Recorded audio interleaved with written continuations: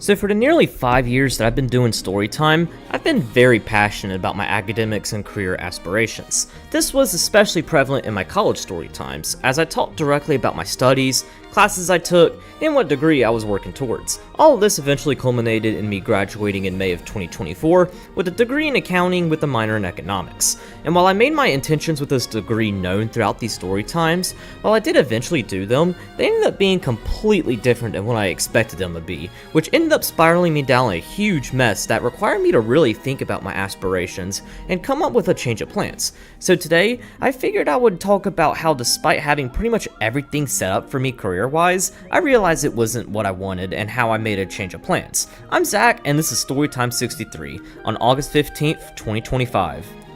So first, I want to go ahead and make it known that this Storytime will be a lot different than most of my other ones. Normally, I try to make Storytimes entertaining and funny, and while I'll try my best to stay entertaining in the Storytime, this Storytime would be more of an advisory-related Storytime, where I'll be sharing my experience and even provide advice. This is not something I normally do in Storytimes, but since the topic of the Storytime deals with a pretty difficult challenge that a lot of people might unfortunately relate to, I figured that I might as well talk about what worked for me and how I managed to overcome my issues.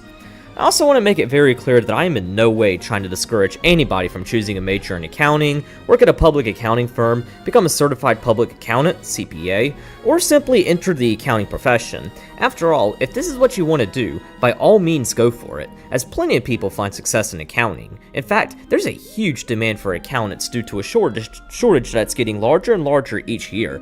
So if you want to work in accounting, you have plenty of high-paying opportunities ahead of you. I am just simply sharing my personal experience in accounting, which if you haven't grabbed onto yet, it was a terrible one. Just want to make it clear that I am not trying to discourage anyone from becoming an accountant, especially given how much need there is for accountants right now. After all, somebody has to file my taxes since I absolutely never want to look at another return ever again. So to start, let's talk about college. So I attended UNC Charlotte from the spring 2022 semester to the spring 2024 semester. For high school, I attended an early college, where I graduated with an associate's degree alongside my high school diploma. I also managed to do this a semester early too, allowing me to start up at UNC Charlotte a semester earlier than I normally would have. I chose UNC Charlotte because not only was it close to where I lived, since I grew up about 50 minutes west of the campus, but also has a very good business school and is located in a city well renowned for its finance sector. Overall, I had a great experience at UNC Charlotte, and I am very proud to be an alum, as I thoroughly enjoyed my college experience and I wish I could relive it again. Now, as mentioned earlier, I majored in accounting and minored in economics. I chose accounting because I had heard that it consisted of a lot of math. In fact, accountants are stereotypically viewed as calculator-wielding junkies who do math problems all day. However, as I would see throughout my classes, the quote-unquote math that accounting majors do is literally just basic operations. In fact, in terms of complexity of math, accounting uses the least complex math of any business major, as while most other business majors have to take derivatives, run regressions, and conduct statistical hypothesis tests, accounting majors just have to add and subtract numbers. Had I known prior to starting college that accounting was just basic operations, I know for sure that I would have never majored in accounting because that was the main and honestly only reason I majored in accounting. I'll talk more about my issues with my major later.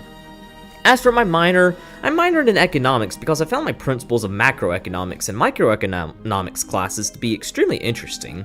Additionally, I needed to get to 150 credit hours, 30 credit hours more than the required 120 credits for a bachelor's degree, to be able to work in public accounting and obtain my CPA license, which was my intentions while in college.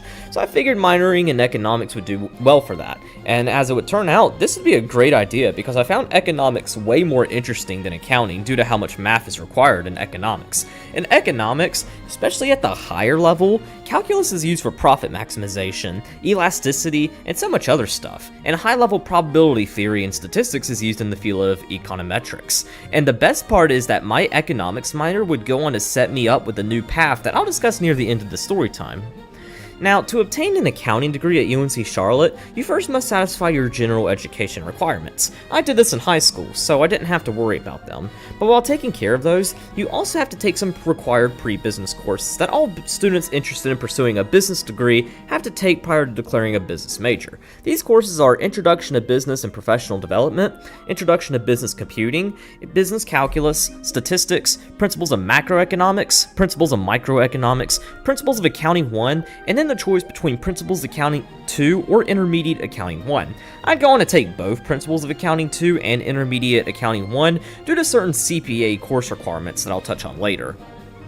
Once a student has completed all these classes, they may then declare a business major. In my case, that was of course accounting. So for the upper level courses, accounting majors have to take two types: business core classes and major classes. Business core classes are classes that come from a wide variety of disciplines of business designed to provide an overview of business as a whole.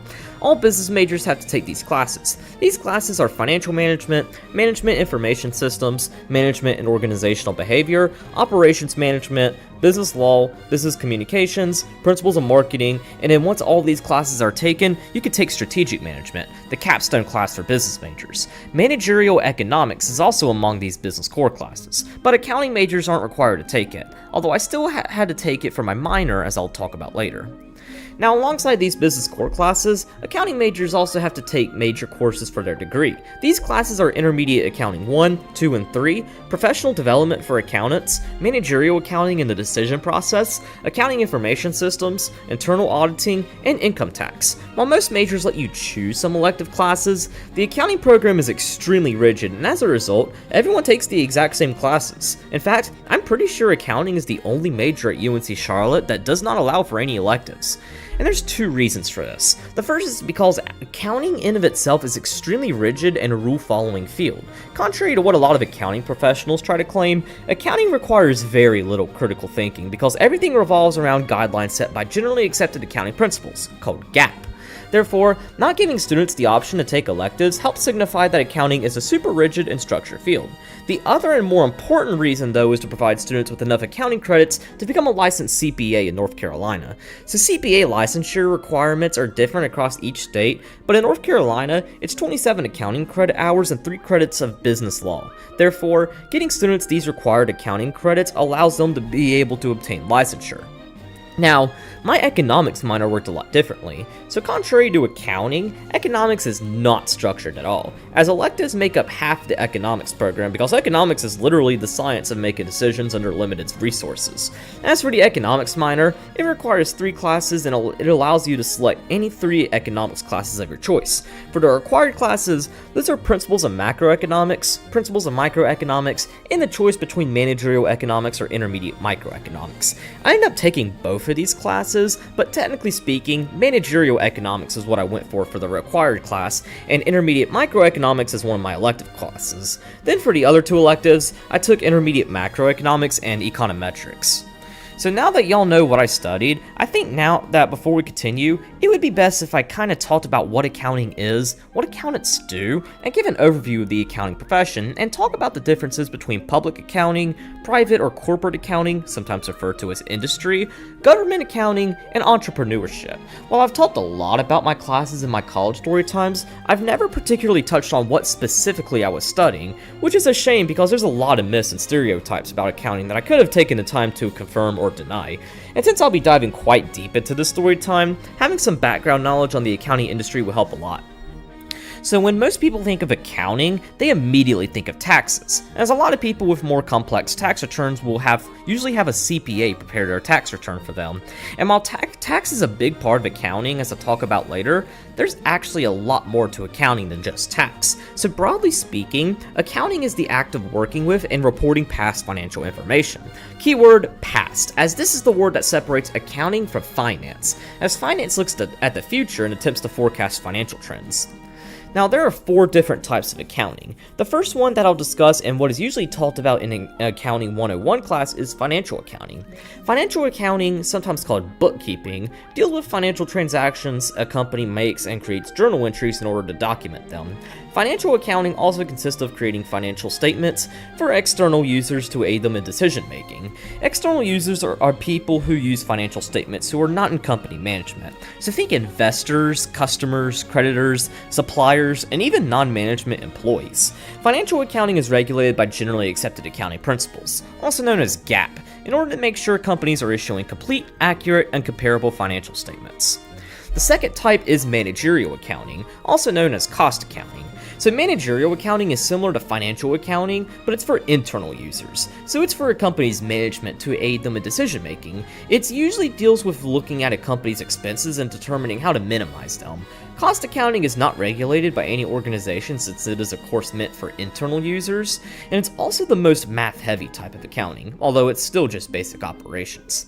The third type of accounting is kind of similar to financial accounting, but it's more to oversee financial accounting. That would be auditing. So every year, publicly traded companies have to issue financial statements to show investors and other external users their financial performance and how well the company did for the fiscal year. But in order to get their statements approved by the Securities and Exchange Commission, companies have to have their financial statements audited by an external auditor, who basically go through the financial statements to determine if the company's financial statements comply with GAAP. This tells investors how trustworthy the financial statements are and if they follow GAAP guidelines. External auditors are usually public accounting firms, which I'll touch more on in a bit. Now, the last type of accounting I want to touch on is the type of accounting you're most likely familiar with, that being tax accounting. So tax accounting deals with preparing tax returns and making sure taxpayers are taking advantage of as many deductions as possible. Tax is its own separate type of accounting because there's a lot of difference between what's expensed on a financial statement and what the IRS will allow deductible. As an example, a fine would be included on a financial statement as an expense. Meanwhile, the IRS does not allow deductions for fines, so you can't record it as an expense for tax purposes. That's just one of a billion other little differences that require some accountants to specialize in tax, since the tax code is very complex and can be tough to interpret. This is why while most individuals with simple returns can just file themselves, individuals with more complex returns, such as owning rental homes or owning a business, often have to have a CPA to file their taxes for them. And for extremely complex returns, like what you'd see with a publicly traded company, they usually go to public accounting firms to get their taxes handled. So that's kind of an overview of what accounting is and what types of accounting there are. Now moving away from the academic side, let's talk about the profession. So accounting jobs can be split into 4 different types: public accounting, corporate accounting, government accounting, and entrepreneurship. The first one I'll discuss, and the one that will be most prevalently talked about in the story time, is public accounting, as I worked at a public accounting firm after college. So public accounting firms basically provide business services for clients. These clients tend to be publicly traded corporations, although plenty of large not-for-profit companies, government entities, non-C corporations, and even high net worth individuals use the services provided by public accounting firms. As for business services, there's 2 main services public accounting firms offer: audit and tax. There's also consulting, advisory, and other stuff too, but those are a lot more broad and not really accounting focused, so we'll exclude them. To work at a public accounting firm, you need to meet the educational requirements to be a licensed CPA in your state, although you will actually need your CPA license to move up within the firm. I'll talk more about the requirements later. Now, there are thousands of accounting firms across the world and in the United States. However, you can organize them in 3 types, one of which is the Big Four, which consists of the 4 largest public accounting firms in the world. They are, in order of revenue generated in 2024, Deloitte, PwC, EY, and KPMG. I actually worked at one of these firms in their Charlotte, North Carolina office when I was in public, although I'm not going to say which one I worked at since I'm going to be using some very strong language to convey how awful my experience was with them later in the story time. But excluding my thoughts on them, these 4 firms are all very reputable and well regarded by corporations across the world, since they of course provide business services to them, as they do the taxes and conduct the audits of nearly all the Fortune 500 corporations. Employees of these firms often have a very easy time finding a new job because having Big Four experience on your resume is very well liked by companies. And as an ex-Big Four employee myself, as much as I hate to admit it, having Big Four on my resume helped me out in landing a new job, even if I completely erased my Big Four experience after landing a new job, as I'll talk about at the end of the story time.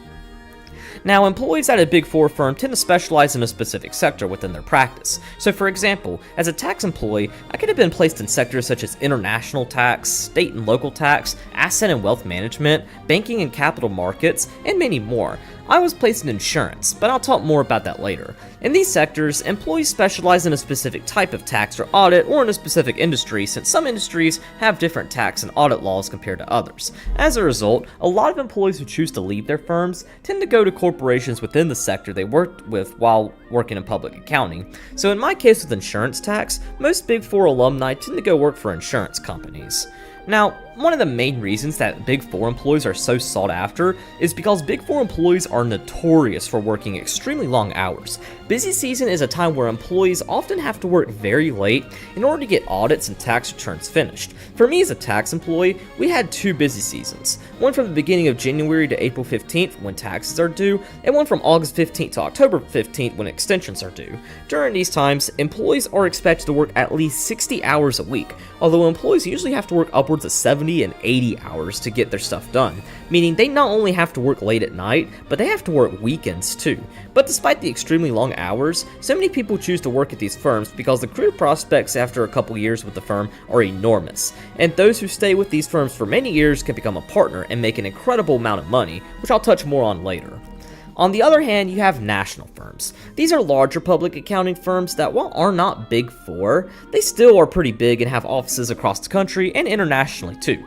Some examples of national firms include RSM, BDO, Grant Thornton, CLA, and more. They provide the same services as the Big Four, but they usually target the middle market and some larger companies outside the Fortune 500. At national firms, while there's still a busy season and employees still often have to work long hours, they're said to be less than what an employee at a Big Four firm would work, since these firms tend to work on less complex clients and just fewer clients in general. Additionally, while employees might specialize in a sector at a larger national firm, at the smaller ones, employees often don't specialize in a sector and get to do pretty much everything in tax or audit. Then you have regional firms. These are small public accounting firms that typically only have up to 25 employees and usually only serve smaller companies in a certain region. Of course, there's a ton of them, but I'll use some regional firms here in Charlotte as an example. So some regional firms we have here include Carter Associates, BGW, Elliott Davis, Pesta Finney and Associates, and more. At these regional firms, employees are never specializing in a specific industry. In fact, at some firms, employees actually do both tax and audit. And as you might expect, the busy season is much more relaxed at these firms since they're usually not on the big clients and have less clients in general, although they still often have to put in up to 60 hours a week during busy season. Now, one thing that the Big Four, national, and regional firms all have in common is their corporate structure. So at the bottom of the ladder are the interns and associates. After between 2 to 3 years at the firm, the associates become senior associates, who are in charge of working with the interns and associates by assigning them work and teaching them how to do their job. Then after 5 years with the company, and when the employee has obtained their CPA license, they are promoted to manager. Then after 10 years with the firm, the manager becomes a director, and after at least 15 years with the firm, an employee can become a partner. Partners are the highest level at a public accounting firm. They are in charge of leading entire engagements and also getting clients onboarded with the firm. Additionally, partners also receive a portion of the firm's profits for the year, which combined with their already very high base salary, allows them to make 7 figures, especially at Big Four firms. But of course, this comes from working extremely long hours for 15 years, and as a partner, the busy season is literally all year. So that's the main reason few people ever make it to partner, because they recognize that making that much money is not worth building your entire life around work. So that's public accounting. There's also corporate accounting. So corporate accounting is pretty much what it sounds like. It's just working in the accounting department for a corporation. Corporate accounting is often a destination for public accounting employees seeking better work-life balance, as corporate accounting tends to be your usual 9 to 5 with possible overtime during month-end and year-end. Corporate accounting also tends to pay higher than public accounting, especially for less work, which is why a lot of people will leave public accounting soon after being promoted to senior. Usually corporate accounting deals with financial and managerial accounting, but there are opportunities to do internal auditing or work in tax planning for audit and tax positions, respectively. While having your CPA license is often appreciated and wanted, it's not required to work in corporate accounting, although some upper-level positions like controllers usually have their CPA license. Then there's government accounting, which is basically doing accounting for government agencies. These jobs are very sought after by people because they usually have the best work-life balance in accounting. Like corporate accounting, you don't need a CPA to work in government accounting, but it's still looked up on. Government accounting usually pays around the same salaries as public, but with you also working not even half as much as you would in public, it really feels like a lot more. Finally, the fourth option is entrepreneurship, aka starting your own firm. One common thing a lot of people who work in tax at public accounting firms do after leaving is starting up their own firm, where they do tax returns for individuals and smaller businesses. Of course, having your CPA license for this is absolutely required because you need to be a CPA to represent a client before the IRS. You also have to be able to run a business and understand how to get clients, as well as be prepared to take risk. But there's a lot of benefits to starting your own firm, including getting to do everything the way you want and being your own boss. You can select your own hours too, so you can work as much or as little as you want. In fact, a lot of people who run their own practice will often only open during the tax season and then close for the rest of the year. So in terms of work-life balance, starting your own firm provides the most opportunity for that since you're in control. Now, while providing the overview of accounting, you might have noticed that I mentioned the CPA license a lot. So a CPA license, while not absolutely required to have a career in accounting, is considered to be the golden ticket for having a successful career in accounting. It's required if you want to have a career in public accounting, as you have to have it to become a manager since you need to be a CPA to sign off on an audit or represent a client before the IRS. It's also necessary to start your own firm too.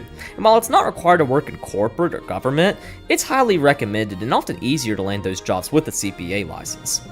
Now, to obtain your CPA license, you have to satisfy a wide multitude of educational and work requirements. The work requirements are the same across all states, where you have to work under a CPA for at least a year. But the educational requirements are different by state. Here in North Carolina, you need to earn 150 credit hours, the equivalent of a master's degree. However, you don't necessarily have to have a master's in accounting, as you just need to earn 150 credits, so they could be in anything else, which is why my minor in economics helped satisfy that requirement. You also need to have at least 30 credit hours in accounting, 6 of which could come from principles of accounting classes and another 3 could come from a business law class. Again, this is different in other states, but in North Carolina, those are the educational requirements. But that's the easy part of getting your CPA license. The hard part is passing 4 extremely rigorous exams. So there's 4 exams you have to take that all culminate into what we call the CPA exam. There's Financial Accounting and Reporting, FAR, which covers financial accounting. Then there's Taxation and Regulation, REG, which covers individual and business tax as well as business law.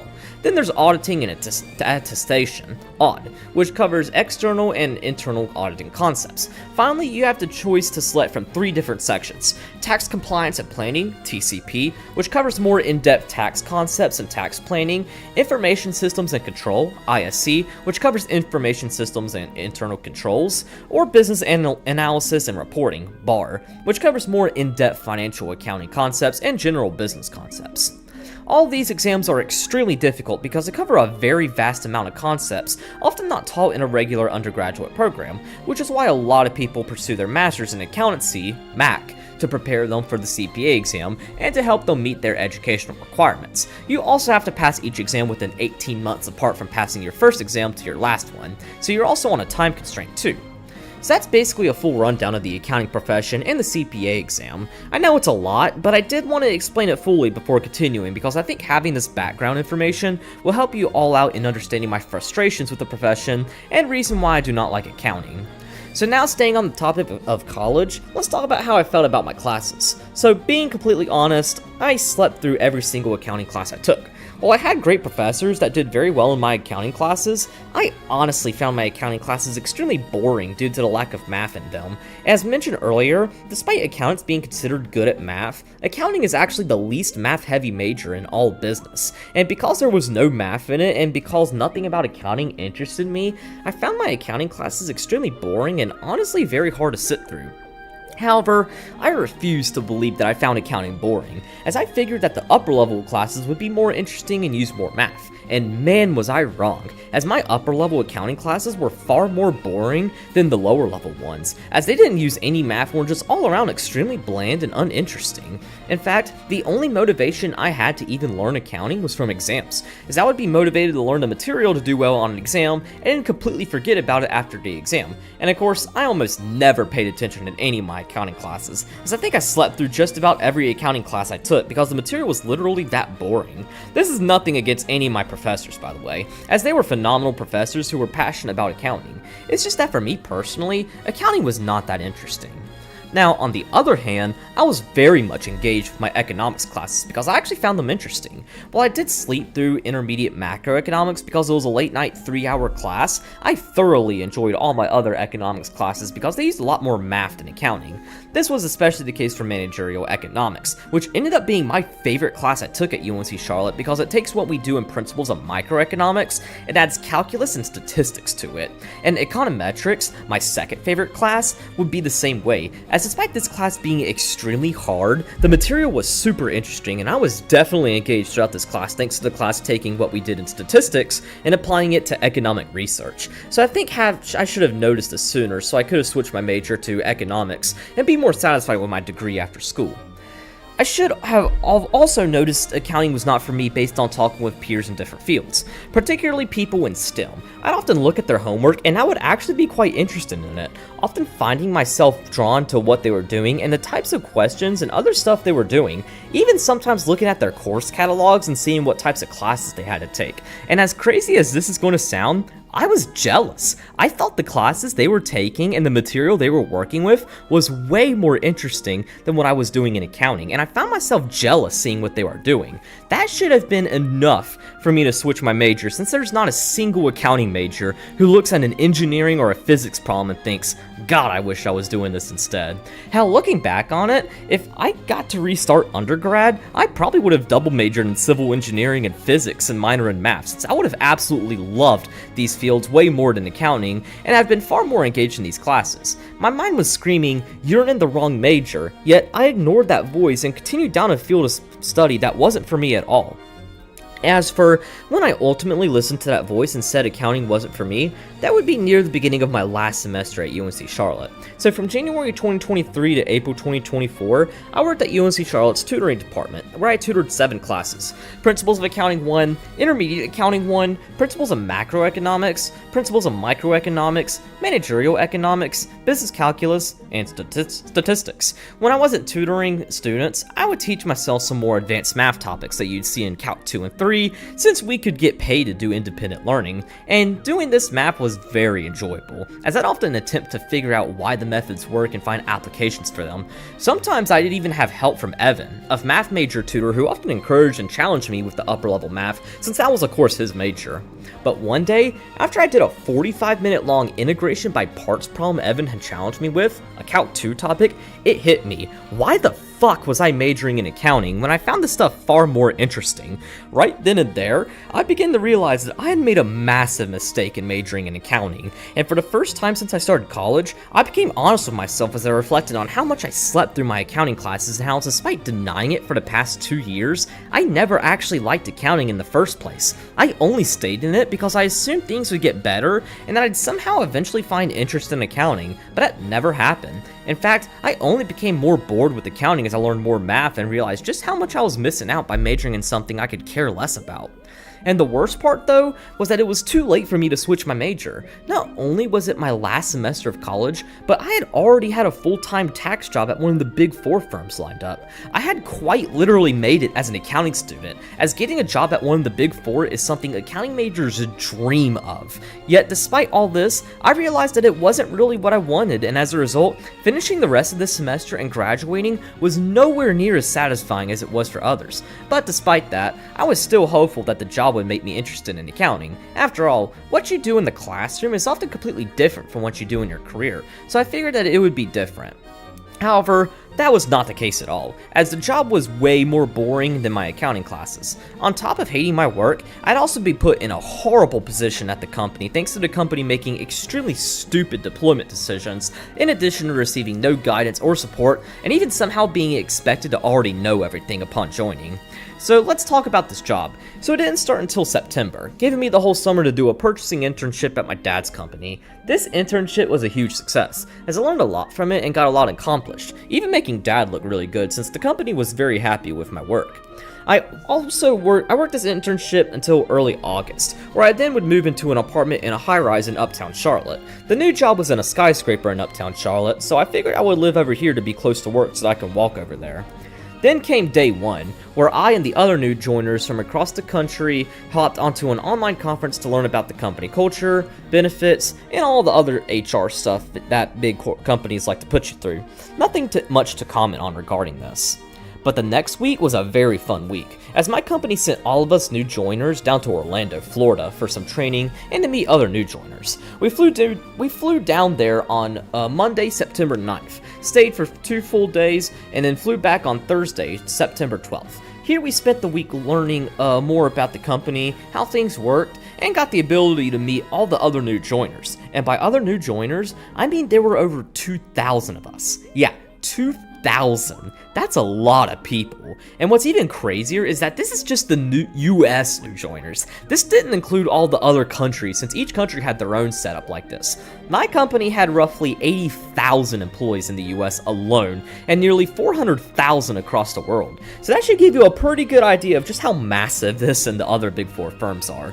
Overall, I had a blast in Orlando. This is my first time traveling alone, which was really fun but also kind of weird since I had never gone through an airport and flown without my parents. We didn't go down there as a company, by the way. We actually booked the tickets ourselves, but on the company's bill. I also got to meet a bunch of other new joiners too. The good majority of attendees were either from the New York City, Boston, or Chicago offices, which makes sense since those are the company's largest offices. But even more than just meeting others, I also got to meet the other new joiners in my specific sector. As mentioned, while providing an overview of public accounting, I was placed in the insurance tax sector. Insurance tax, as you might expect, deals with filing tax returns, providing tax advice, and doing tax planning for all different types of insurance corporations, most often health insurance companies. I'll talk more about my issues with the sector later, but for now, I do want to bring up that alongside me, there were 4 other new joiners in the sector. This was one of the smallest sectors in tax, as there was only a little over 150 of us in this entire sector across the US. None of the other new joiners were in my office, as they were scattered across other places. One was in Dallas, another was in New York City, and the other 2 were in Chicago. At first, I figured this wouldn't be much of an issue since I was sure there would be some more experienced employees in the Charlotte office to guide me through, but as we're going to see later, that would not be the case, and it would be one of the biggest reasons I had such an awful experience here. Now, after the Orlando trip, my job began to mainly consist of training. So being a big company, you would expect that this company offers an absolute fuck ton of training to do. And you'd be right. At this company, even if we did not have our CPA license, we were still required to obtain at least 40 continuing professional education hours a year.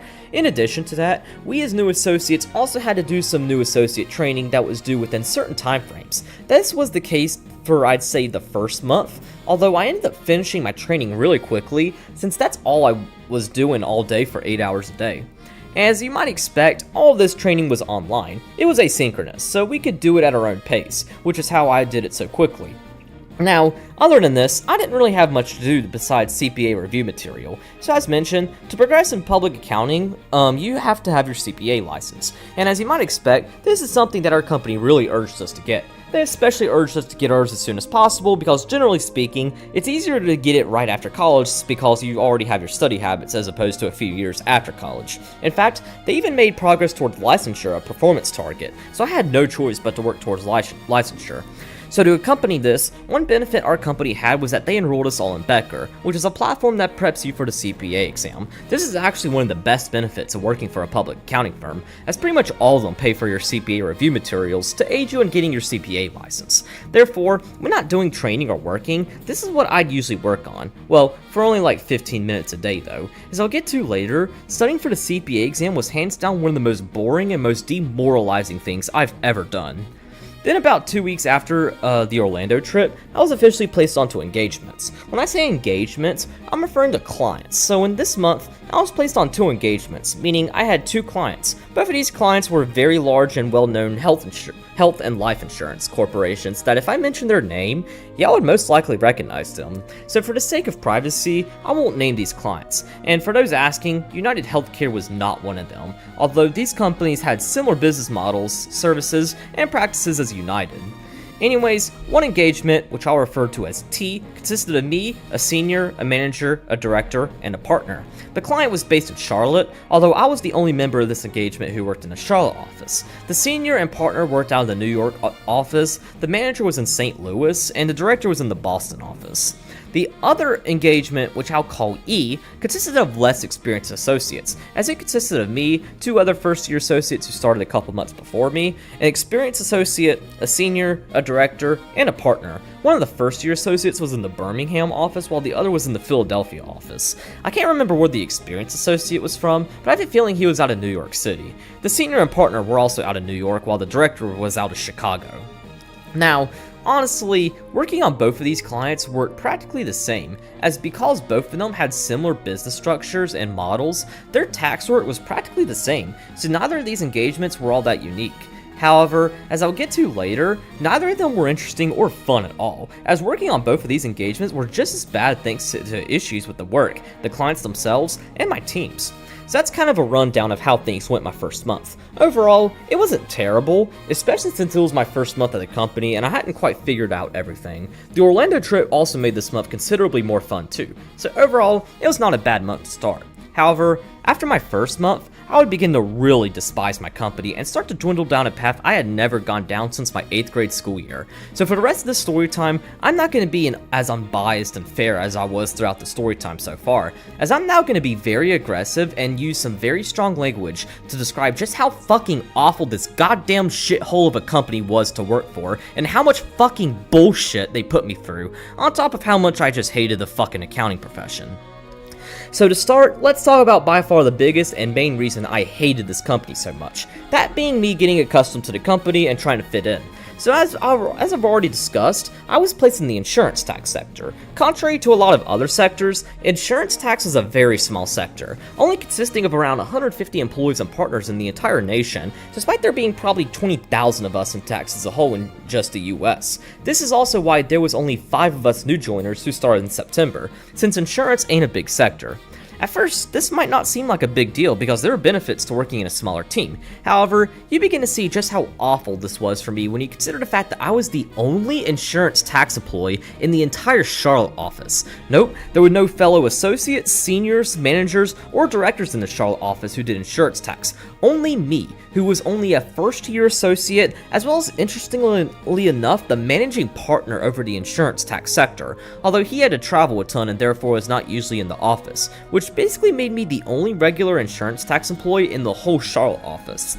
There are plenty of reasons why this is awful. One reason is that this made meeting and networking with others damn near impossible. At this company, and generally speaking all other larger public accounting firms, people sit in the same sector tend to form cliques, where they sit together, work together, do stuff together, and just be together, similar to high school. Therefore, since I didn't have a group to sit with, I was basically left all alone, making me extremely lonely, isolated, and made me feel like an outcast of this company because I pretty much was one, as I didn't belong anywhere since I was in a different sector than everyone else. And watching the other groups do everything together only made me all the more isolated since it made me feel that I did not belong at this shitty company whatsoever. And if the isolation itself wasn't bad enough, it was especially bad because it literally felt like sitting at a lunch table by myself in 8th grade. I've talked a lot about this situation, but for those who don't know, I was bullied relentlessly back in 8th grade. My middle school had an absolutely absurd rule that required students to sit with their second period for lunch, and each class was assigned 4 tables. 3 tables would not let me sit with them. The only table that would was filled with bullies who made fun of me and bullied me every day at lunch. Later in the school year, they moved to the tables that wouldn't let me sit with them, resulting in me eating lunch all alone in my own table in front of hundreds of students who were all together having fun. This isolation loneliness eventually led to me regularly self-harming myself, and eventually an attempted suicide. And as we'll see later in the story time, this exact same feeling would cause the same stuff to happen. But even before things got extreme, just the fact that that feeling just as isolated as it was back in middle school in of itself was awful. I had spent years trying to heal from that, only for all that healing to go to waste and for the trauma to return thanks to this job and the position I was in. And thanks to this job, I can no longer say I've moved on from my 8th grade school year because I went through the same shit as a 20-year-old working a full-time job as I did as a 13-year-old 8th grader. The position I was in felt like a complete slap in the face after all the years I spent trying to heal from my 8th grade school year, only for me to have to relive that nightmare again as an adult working in corporate. Another reason being the only employee in my office was an issue was due to my learning style. If there's anything that the COVID-19 pandemic taught me, it's that when it comes to being taught how to do something, I pretty much have to have someone physically beside me showing me what to do. I could barely learn anything on online calls or through chats, as I am someone who much prefers face-to-face interaction over virtual meetings. Now, I could still do my work virtually and alone if I know what I'm doing. So if I was a senior or someone else who knew his job duties and knew what to do, this would not be that big of an issue. But as a first-year associate with no internship experience and no master's degree, I had quite literally zero idea how to do my job, how my job worked, or what I needed to do. Therefore, I needed someone physically beside me to show me the ropes and help me figure it out. But being the only insurance tax employee in the office made this impossible, and as a result, I could not learn at all since all my interactions with my seniors and other team members were done via Microsoft Teams. And it did not help that my seniors were also just not that helpful either, as I'll get to later. Staying on the topic of my learning style, a third reason being the only insurance tax employee in my office sucked was that I was pretty much entirely fully remote as opposed to working hybridly.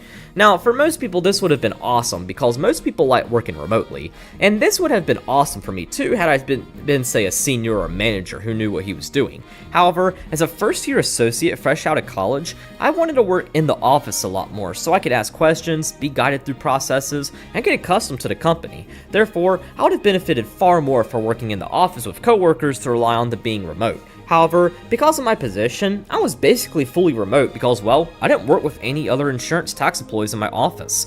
I would still go to the office on Tuesdays and Fridays, but it felt a lot more like I was working at a different location rather than at the company office. Now, the fourth and final reason I'll discuss why being the only insurance tax employee in my office sucked had to do with my future with the company.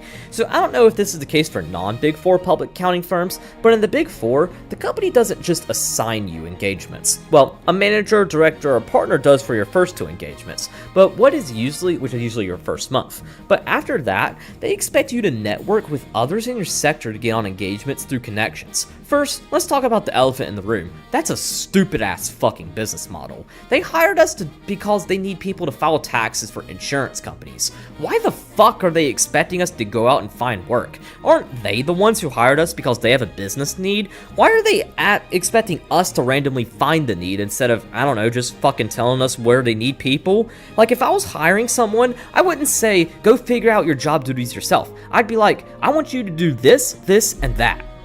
What's even funnier is that the company accompanies this stupid-ass system by tracking utilization. So utilization is how much of your time is dedicated to working on engagements. For first-year associates, they want us to have a utilization rate of 80%, meaning 80% of our time had to be spent working on work that could be billed to clients. And to keep track, we had to charge time spent on different stuff.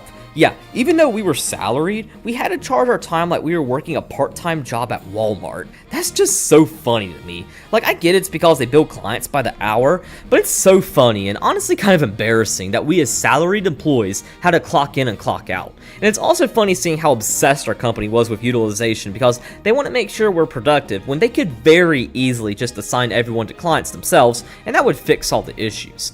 Now, I will say, one benefit of this system was that it did encourage networking. Love it or hate it, networking is very important in growing your career because when it comes to growing, it's often not about what you know, it's who you know. So I will say that it was a benefit of the system since it encouraged us to network with other insurance tax employees.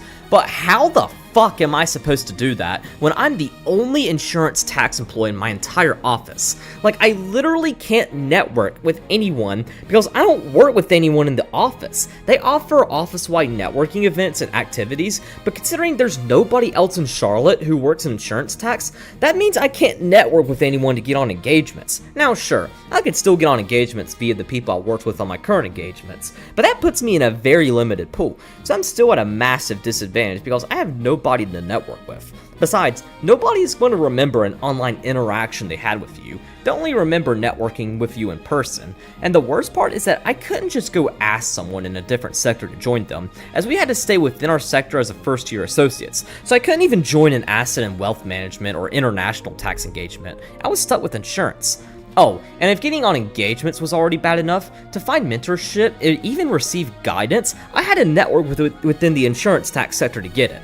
So when you start at a public accounting firm, you have a development leader and a career coach. The development leader, who is usually either a director or a partner in your sector, is there to make sure you're getting settled with the company as well as to determine if you're making progress. The career coach, who is usually a manager or above, is there to help you get accustomed to the company and make sure your goals are being worked towards. At most firms, you are assigned both because, well, you're new to the company and don't know anyone. But at my firm, we were only assigned a development leader. For our career coach, we had to actually find someone who would be willing to be our career coach within our first 6 months with the firm. Yes, as brand new associates, we were expected to network and find someone to take this role. How the fuck was I supposed to do that when I was the only insurance tax employee in my office? I had no opportunities to meet other insurance tax higher-ups, so how was I supposed to find a career coach? And plus, a career coach is there to help us get accustomed to the company. How was I supposed to find one myself if I was brand new?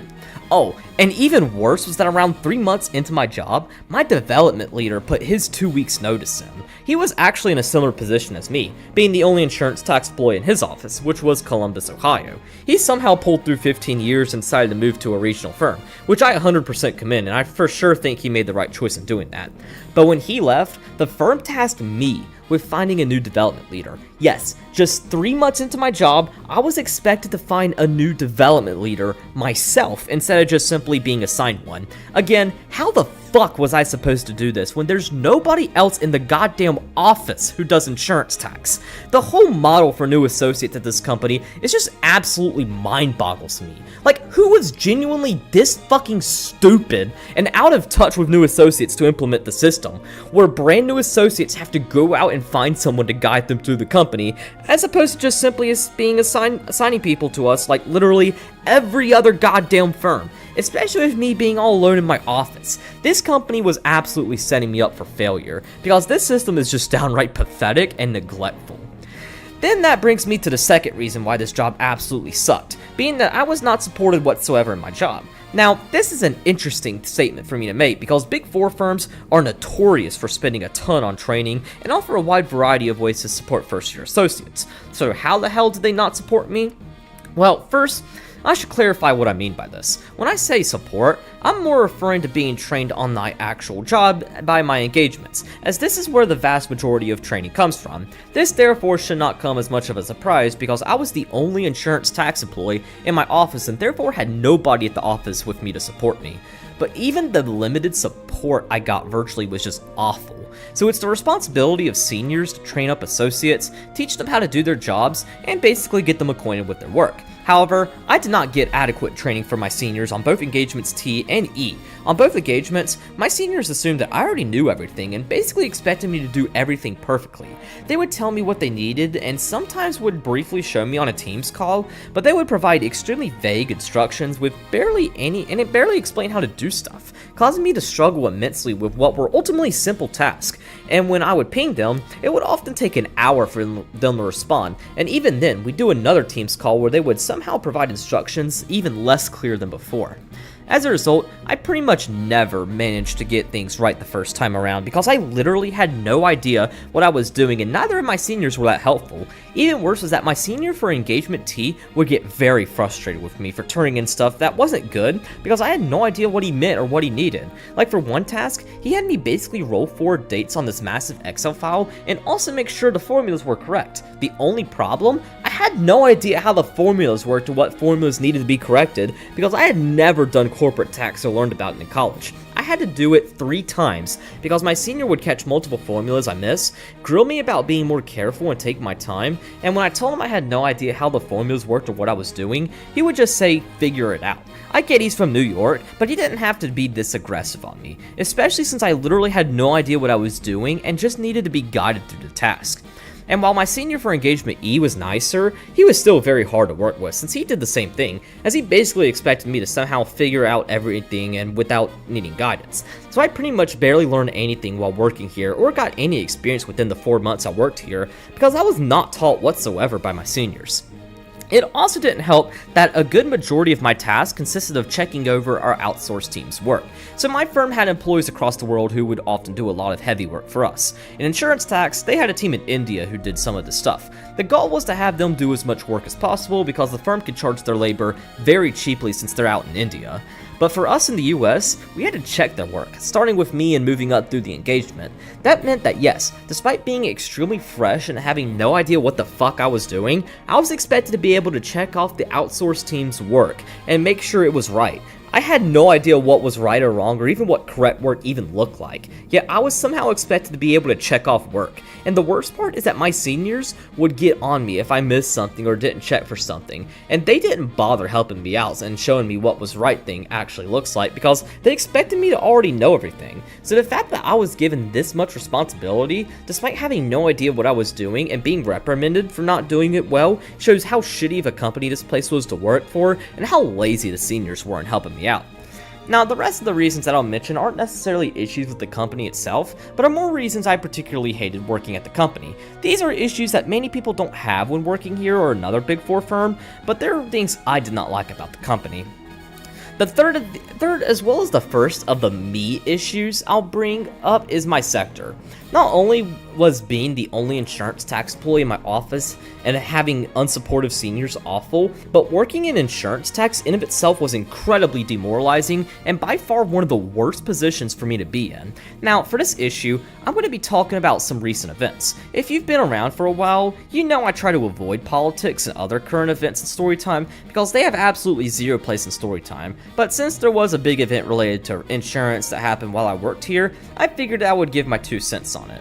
Anyways, y'all will come to find that I absolutely hate the insurance industry, specifically the health insurance industry. The health insurance industry is by far the scummiest industry out there, consisting of by far the most scummy and greediest corporations that are ran by some of the absolute scummiest piece of fucking horseshit assholes. The reason health insurance corporations are so scummy is because their entire business model revolves around denying medical claims so they can pocket their customers' money and force them to pay their medical bills themselves.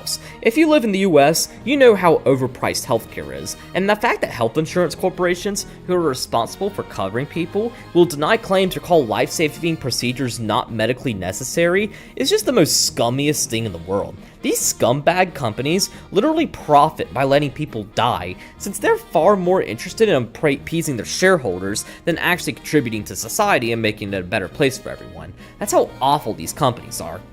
It's also thanks to these corporations that the United States is the only developed country in the world without universal or free healthcare. As if these corporations weren't already scummy enough, they get even worse by lobbying the government to get our elected officials to vote against making healthcare less expensive or passing universal healthcare bills. So it's not like the government can even help, since they're bought out by these corporations. And of course, as long as there's no term limits for the House or Senate, nothing will change since they'll stay in office for half a century. Like the fact that a good portion of representatives who were serving in 2025 were the same people who voted to impeach Bill Clinton back in 1998 is proof that our legislative branch is in dire need of term limits. So knowing all this, y'all can kind of understand why I hated working in insurance tax, as my job was quite literally to help those insurance companies pay less in taxes and take advantage of tax strategies offered to insurance companies. It was hands down the most demoralizing thing I've ever done, as I felt that my job was not making the world a better place at all. In fact, it felt like my job was making the world worse, since I was helping these extremely greedy corporations pay even less in taxes, since I was already helping them prosper as opposed to fighting against their horrific and disgusting business practices. As a result, it made me incredibly demoralized and made me absolutely hate my job. So much so, I'd often shut my computer off at like 2 or 3 p.m. because I just hated the work I was doing and had absolutely no desire to grow with the firm or rise through the ranks, since I felt like my job had no purpose.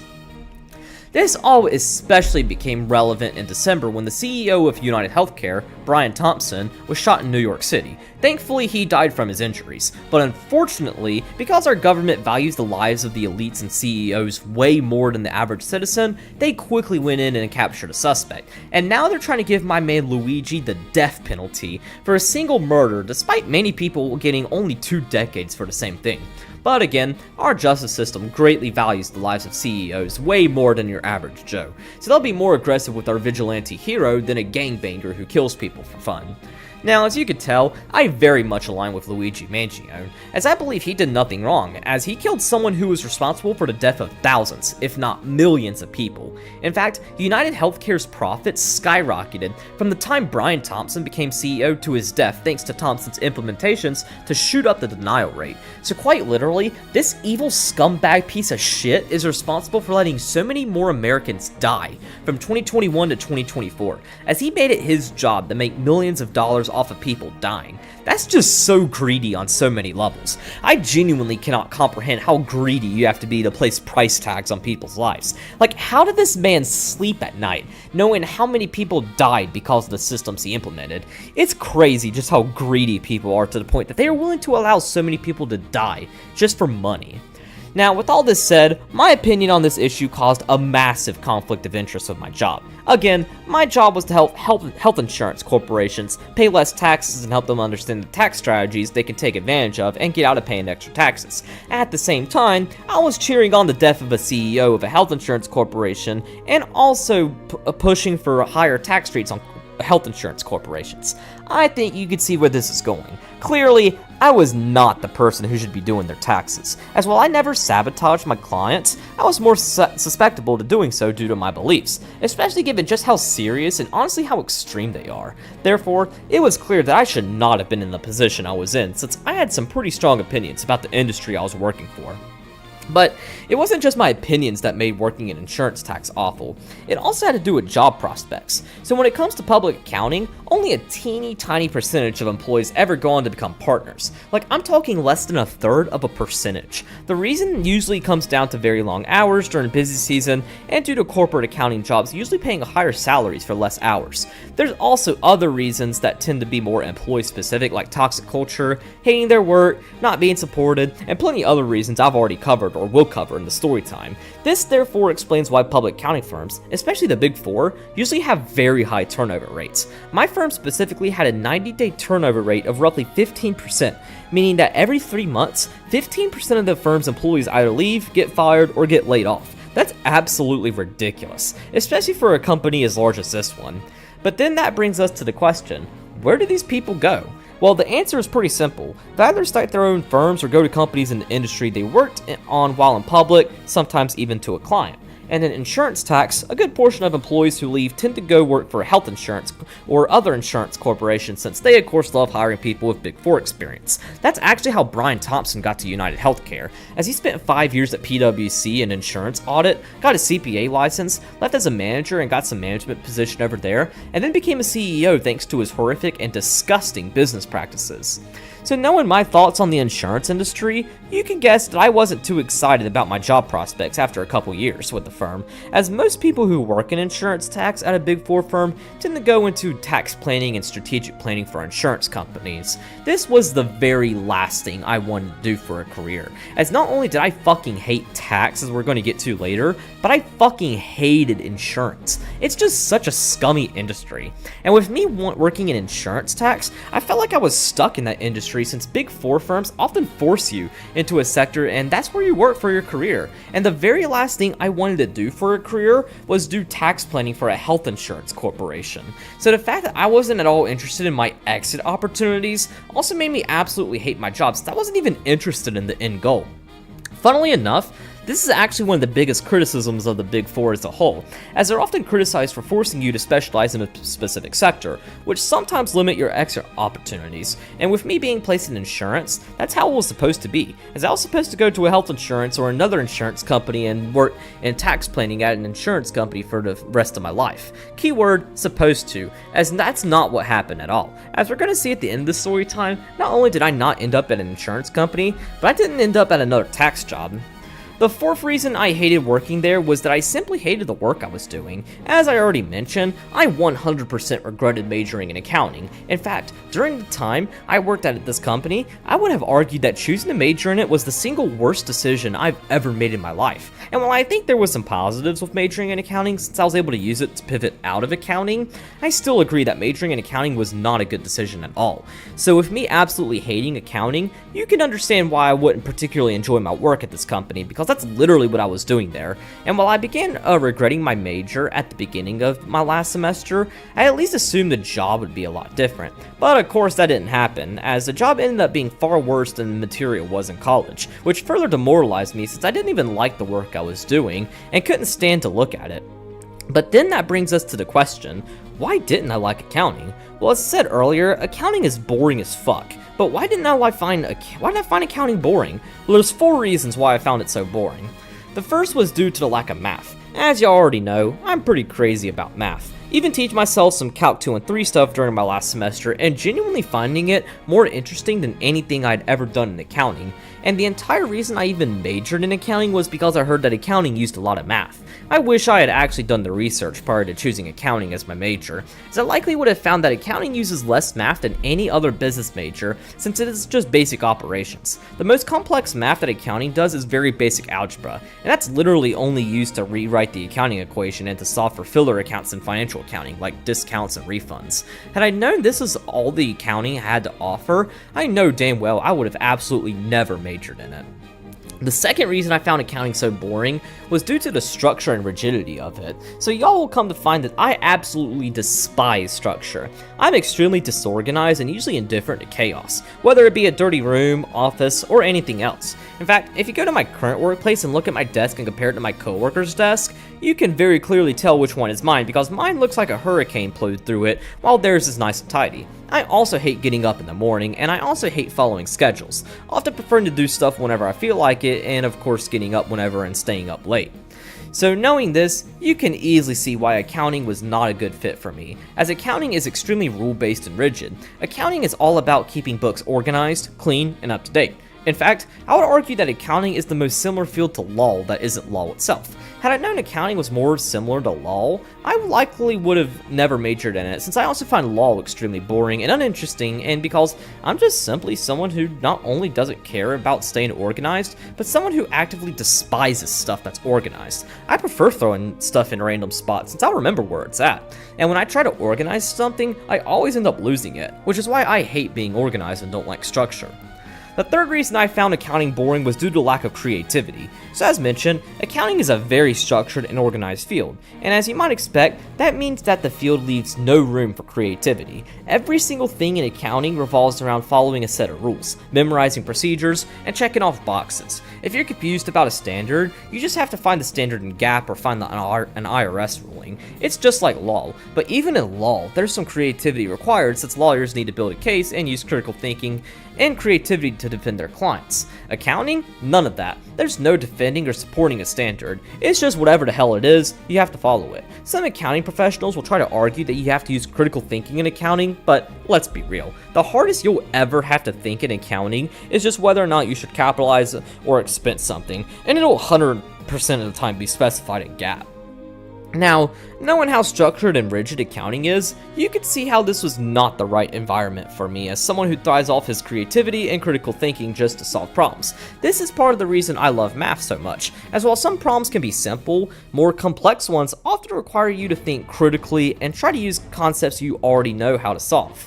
And as for the creativity part, it shouldn't come to anyone's surprise that I'm pretty creative. I've been writing for over 8 years, and in everything that I've written, I've had to use an immense amount of creativity. My book is by far the best example of this, as while it was based on my actual experience, the book's plot is entirely fiction, and with it being nearly 800 pages long and taking me over a year to write it, you can tell that it took a ton of creativity for me to come up with the plot, decide what each chapter would be about, and develop characters. And even my less creative writings like my Storytime still also use an immense amount of creativity. Storytimes aren't really something you'd think of as creative because the stuff I talk about in them are stuff that actually happen, but I still have to use a lot of creativity and critical thinking when deciding how to structure Storytimes, when I want to share certain events, and how I want to share what I want to share.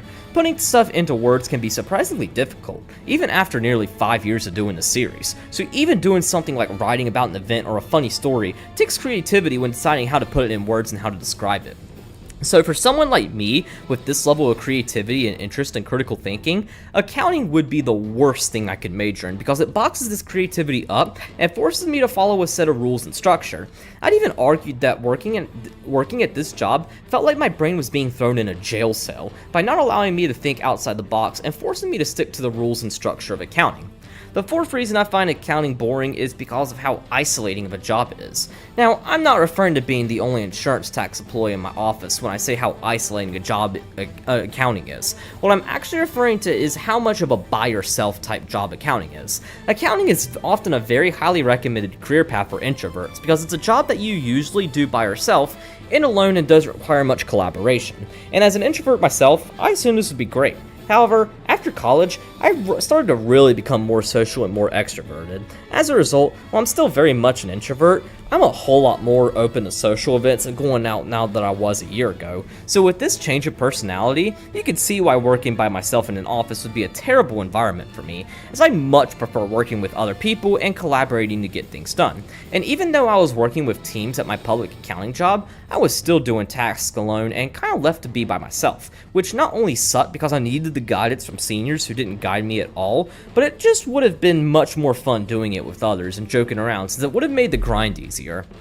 So, those are the reasons I find accounting to be so boring, as well as the reasons why I absolutely should not have majored in accounting. Accounting is a great field if you don't like complex math, but are okay at subtracting or adding numbers, don't like critical thinking, are not the creative type, enjoy routine and structure, and if you're really introverted. If this isn't you, then you shouldn't major in accounting. And in my case, I didn't fit any of these, so I'm literally the worst person for accounting, yet I ended up in the major because of the lies I was told about it. But if accounting itself wasn't bad enough, then tax is even worse. I find tax to be even more boring and uninteresting than accounting itself because it somehow manages to be even more bland and more structured than even financial accounting. This might come as a big surprise because if you've seen Storytime 57 or any Storytime that mentioned my 4th semester of college, you might recall that I made a 98 in my tax class, the highest grade I made in a course at UNC Charlotte. However, the reason I did so well was because I'm really good at memorizing, and that's exactly what tax is about. While there is very little critical thinking and audit, where you might have to decide what procedure to do, there is absolutely zero critical thinking involved with tax. Tax is incredibly structured and leaves absolutely no room for creativity or critical thinking since it's literally just going down a return and checking boxes. In other words, paperwork. Audit is also the same way, where you're just checking boxes off and typically doing the same procedures for each engagement. So as you might guess, while I did well in class, that didn't exactly translate to me enjoying the work, as I absolutely hated the work I was doing. It also didn't help that most of my job consisted of me overseeing the work performed by the outsourced team in India, which was so fucking stupid because I had no idea what I was doing or what was right or wrong, yet I was tasked with somehow checking their work and even answering questions from them. Yeah, that's how my firm and especially my seniors thought that's how new associates learn, by reviewing people's work that they don't even know about. But even worse about tax is that I was severely underqualified and unprepared for my work in the first place. Of course, I was certainly not in the position to be reviewing people's work, but I also wasn't even in the position to be doing the type of work I was doing. In my tax class, it only covered individual tax, so no business tax. Therefore, you can imagine just how lost I was trying to do business tax, especially for C corporations. Like, everyone was throwing around terms like DTAs, DTLs, and valuation allowances, when I had no idea what any of these meant or what they were. In fact, I didn't even know the difference between a tax provision and a tax return, yet my seniors expected me to know everything already and just threw me onto task when I was completely lost. And when I asked them what this stuff meant, they just told me to figure it out. One of my seniors even called me the worst associate he's ever worked with because I, quote, should have already known this stuff, even though I made it very fucking clear multiple times with him that I had not previously done an accounting internship nor obtained a master's degree. Yet he expected me to already be on his level and easily do shit when I had no idea what anyone was talking about. So it was clear that tax was not for me whatsoever because I did not have a good background in it at all besides the 98 I made in an individual tax class from just memorizing my way through. So those are the reasons why I hated my job. While there were some me reasons, like regretting my major and not being at all interested in working in insurance, there were also some issues with this company, in particular with regards to the position it placed me in and the lack of support I received. So then, why was this all a big deal? I mean, it's just a job, right? Shouldn't I want to separate my work from my personal life? Well, in public accounting, you can't do that during busy season. As mentioned, busy season at Big Four firms involve working crazy hours that often eat up into your personal life, meaning work is your personal life for half the year. And while I thankfully never had to experience a busy season, just the threat of busy season was enough to spiral me out of control and make me not excited at all about sticking with the firm. Call me lazy all you want, but I absolutely do not want to work a job that requires me to work a fuck ton of unpaid overtime for half the entire year, especially when my job wasn't even fulfilling and was just downright demoralizing, knowing who was benefiting from my work. And combined with all this that I've discussed so far about my job, it ultimately caused me to go down an extremely dark path mentally that I had not been on since my 8th grade school year. The fact that I was isolated at my company with no way of meeting others or working alongside others in person, combined with the lack of support, disinterest in my work, demoralization from my work, the threat of busy season, and so many other factors, I felt that my career was going to be horrible. I felt like I was on track for a career I wanted absolutely nothing to do with. I hated tax for the life of me, and I also fucking despised those shit scummy ass insurance corporations. And yet, had I stayed with this firm forever and for a couple years, I was destined for either, and none of this was what I wanted. As a result, it made simply doing my work and even existing hard. I felt like I had nothing to live for, as all I was going to do in life was do tax compliance work for something with insurance. It wasn't anything I wanted. I felt like I was stuck and wouldn't ever be able to escape into a new path I'd actually enjoy that would actually help normal people. I felt like that this was my life and that's all I was here to exist for. So with all that shit happen, sometime in late October, I did something I had never done since March 8th, 2018, the day I tried to kill myself. I stabbed myself. But instead of stabbing myself with a pencil like I did back in 8th grade, I stabbed myself with a full-fledged kitchen knife, the same object I planned to kill myself with back in 8th grade. I would cut my hands to the point that they both had visible wounds and stab marks from the amount of cuts I would add on my hands. But every time I cut myself, it felt like I was exchanging my mental pain for physical pain, which I very much preferred, especially with how lonely I felt and how much I hated my job. And you might be asking, why didn't I just search for a new job? Well, there was a few reasons for this, but they all boiled down to the fact that I was stuck and that I couldn't land any. In September, I got in a wreck on 277 that resulted in my truck having to be scrapped, leaving me without a car until the last day of November when I finally bought a new car. And being without a car, especially in one of the most car-dependent cities in the nation, meant that I was limited to only jobs in Uptown and South End. But the other and main reason was that I felt like nobody would hire me with me only having a couple months of experience. Usually if a candidate has been at their current role for a very short amount of time, that's a massive red flag because that shows they aren't loyal to their company. Therefore, I felt like I was stuck at my company for at least the next year, and I felt like I had no escape. I felt like I was trapped at this company and that I'd had to endure this shit for another year or two, only for me to go work another tax job for an insurance company, none of which I wanted to do at all.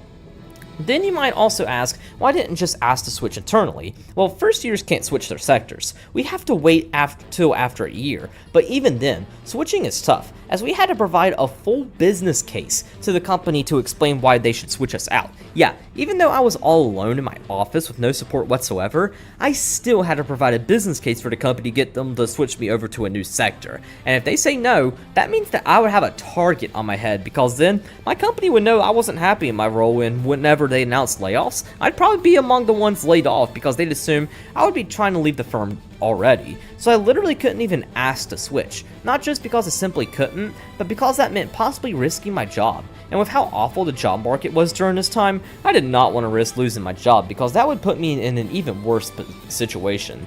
So yeah, I felt absolutely stuck and felt like my career was about to be absolutely awful. I thought that I would be stuck in tax or insurance for the rest of my life because that's what my company assigned me to without ever giving any consideration to what I wanted or what my interests were. And that took a massive toll on my mental health, since I already felt like I was no longer in control of my own career, as my company was deciding it for me.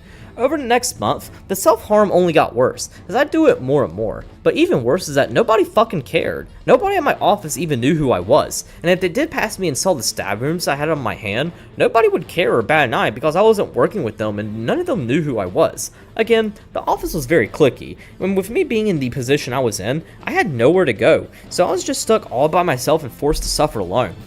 But then one day, I hit my breaking point. That day was Tuesday, December 3rd, 2024, the day that surpassed March 8th, 2018 as the worst day of my life. Yes, this is an even worse day, as I came even closer to death on this day than the latter. This day was the day I almost killed myself for the second time. So before I continue, I want to warn you all that I'm about to discuss an extremely serious and very disturbing situation. If you're prone to topics related to suicide, please click off this video now.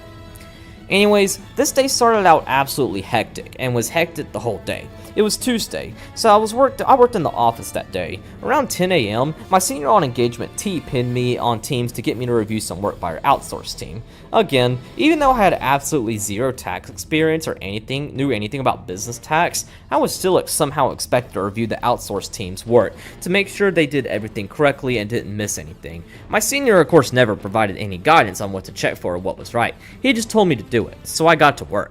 I ultimately did this thing 3 times, each time with my senior reaching back out saying that I had missed way too much stuff, even though, again, I had no idea what I was doing or what I was to search for. But after the 3rd time, he got frustrated and hopped on a call with me. Here, he went off on how I was doing absolutely awful and completely screwing him up. He then proceeded to say that if I continue to give him slop, he'll make that known on my performance reviews. But then, he said something that would be my breaking point. He said that I was the worst associate he had ever worked with. Yeah, even though he never provided any guidance, expected me to be on his level on day 1, and only told me to figure it out whenever I had questions, he said I was the worst associate ever. This absolutely destroyed most of the confidence I had. But later that day, my confidence would be drowned even further after a senior on the outsource team reached out to me to ask a question about some taxing. This only further demoralized me and made me hate myself, as I had absolutely no idea what he was even talking about. But even worse is that my senior expected me to answer the outsource team's questions, even if I had no idea what the answer was. But with the person's question, I had no idea what to say or how to even approach the answer. So I simply told him that I didn't know and that he would need to ask my senior about that. So he did. Thankfully, my senior never gave me shit for not being able to answer this question, but it still demoralized me and destroyed the little confidence I had left, since I felt like I was useless and would never be able to grow or do my job properly, since I was not provided with any support whatsoever.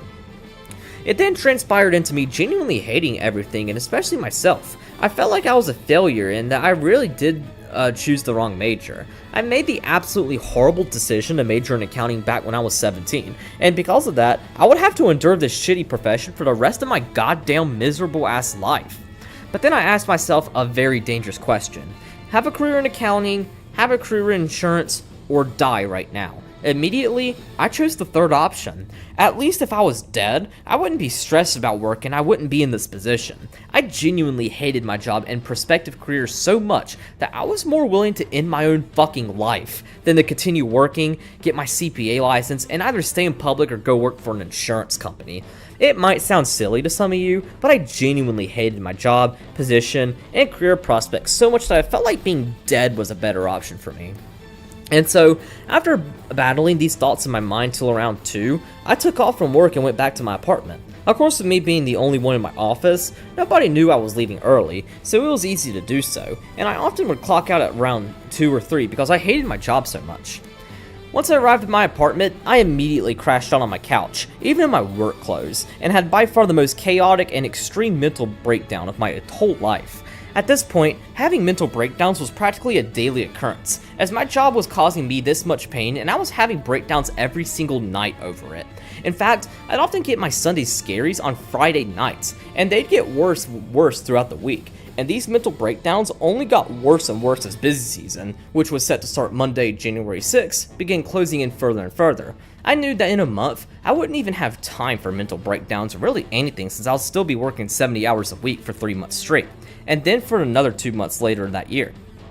As for what these mental breakdowns consisted of, they usually consisted of extremely chaotic and exotic thoughts running through my head, particularly suicidal thoughts. When having these breakdowns, I'd always imagine how much better I would be if I was dead instead of sticking to life, and how I wouldn't have to endure any of this bullshit if I was dead. Nobody in my life understood what I was going through, nor did I bother sharing with anyone because it's not like anyone would understand or care. Most people would be jealous that I got to work from home more that I clocked out at 2 or 3 since it was the off season.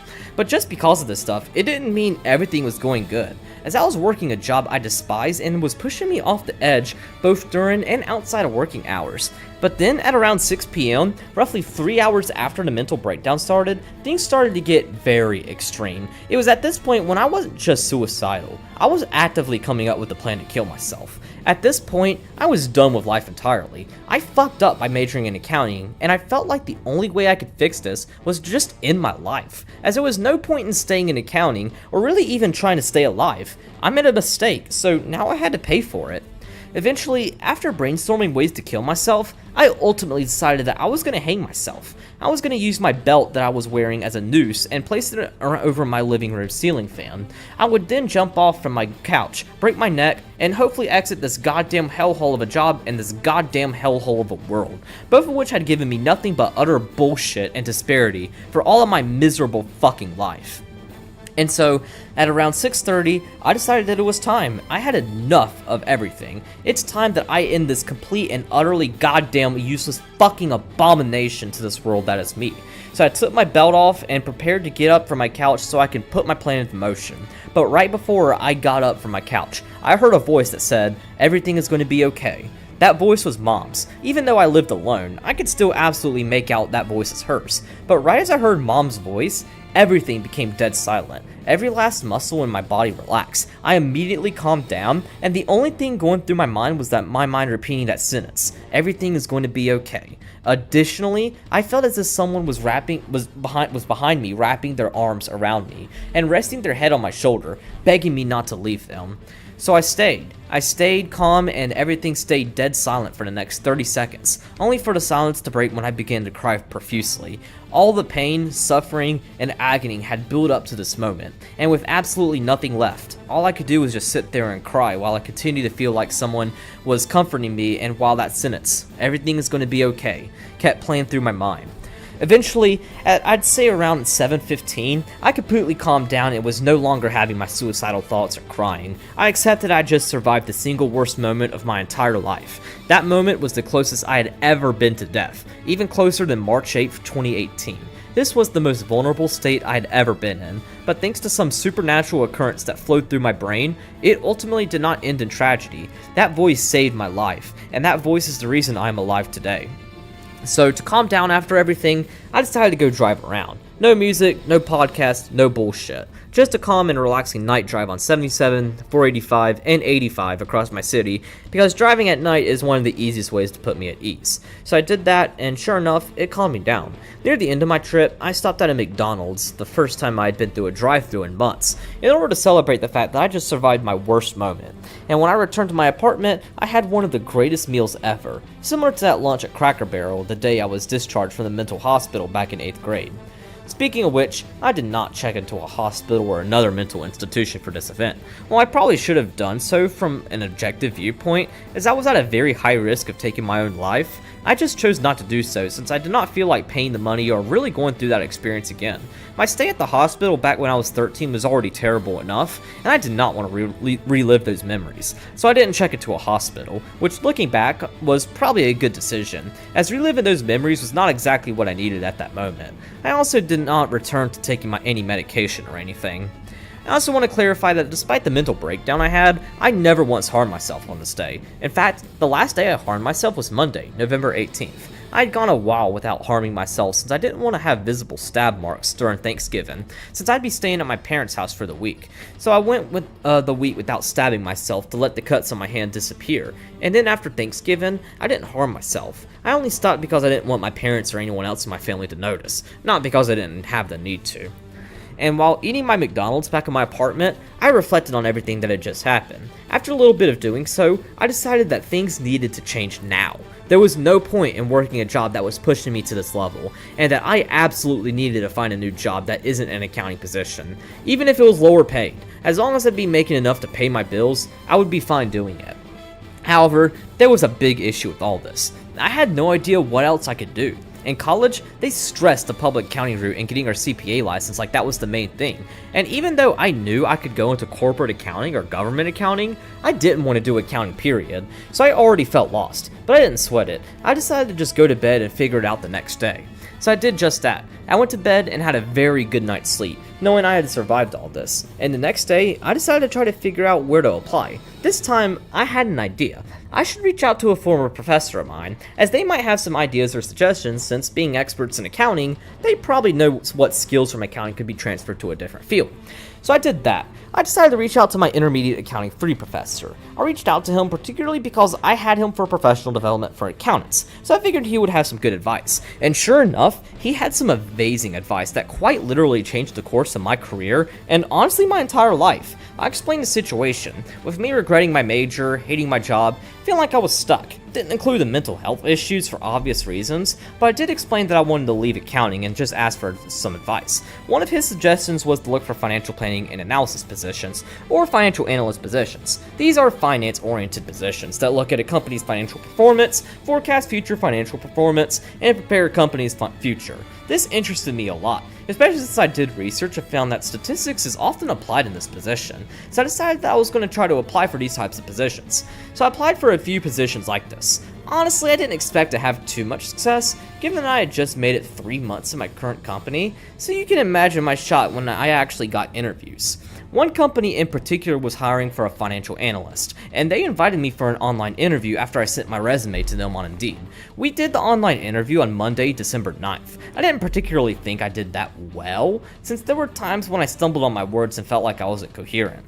However, the interviewers, being the company recruiter and the business analyst, overlooked that, as they thought my credentials and interests were greatly aligned with the company. So 2 days later, the recruiter invited me for an in-person interview for that Friday, December 13th. I was a little skeptical about doing an interview on Friday the 13th, since while I'm not particularly superstitious, I've had bad experiences with Friday the 13th, and was worried this day might curse the interview, but I decided to go through anyway and do it. And so that morning, I drove down to their place and did the interview. This company is in South Charlotte, roughly 20 minutes from where I lived at the time without traffic, but around 30 minutes with traffic. So then the interview. For this interview, there were 4 interviewers. The business analyst from the online interview, the director of finance, who would be my supervisor, the vice president, and the owner of the company. This was a really small company with less than 20 employees, and less than 10 who worked in the office. I'll talk more about this company later.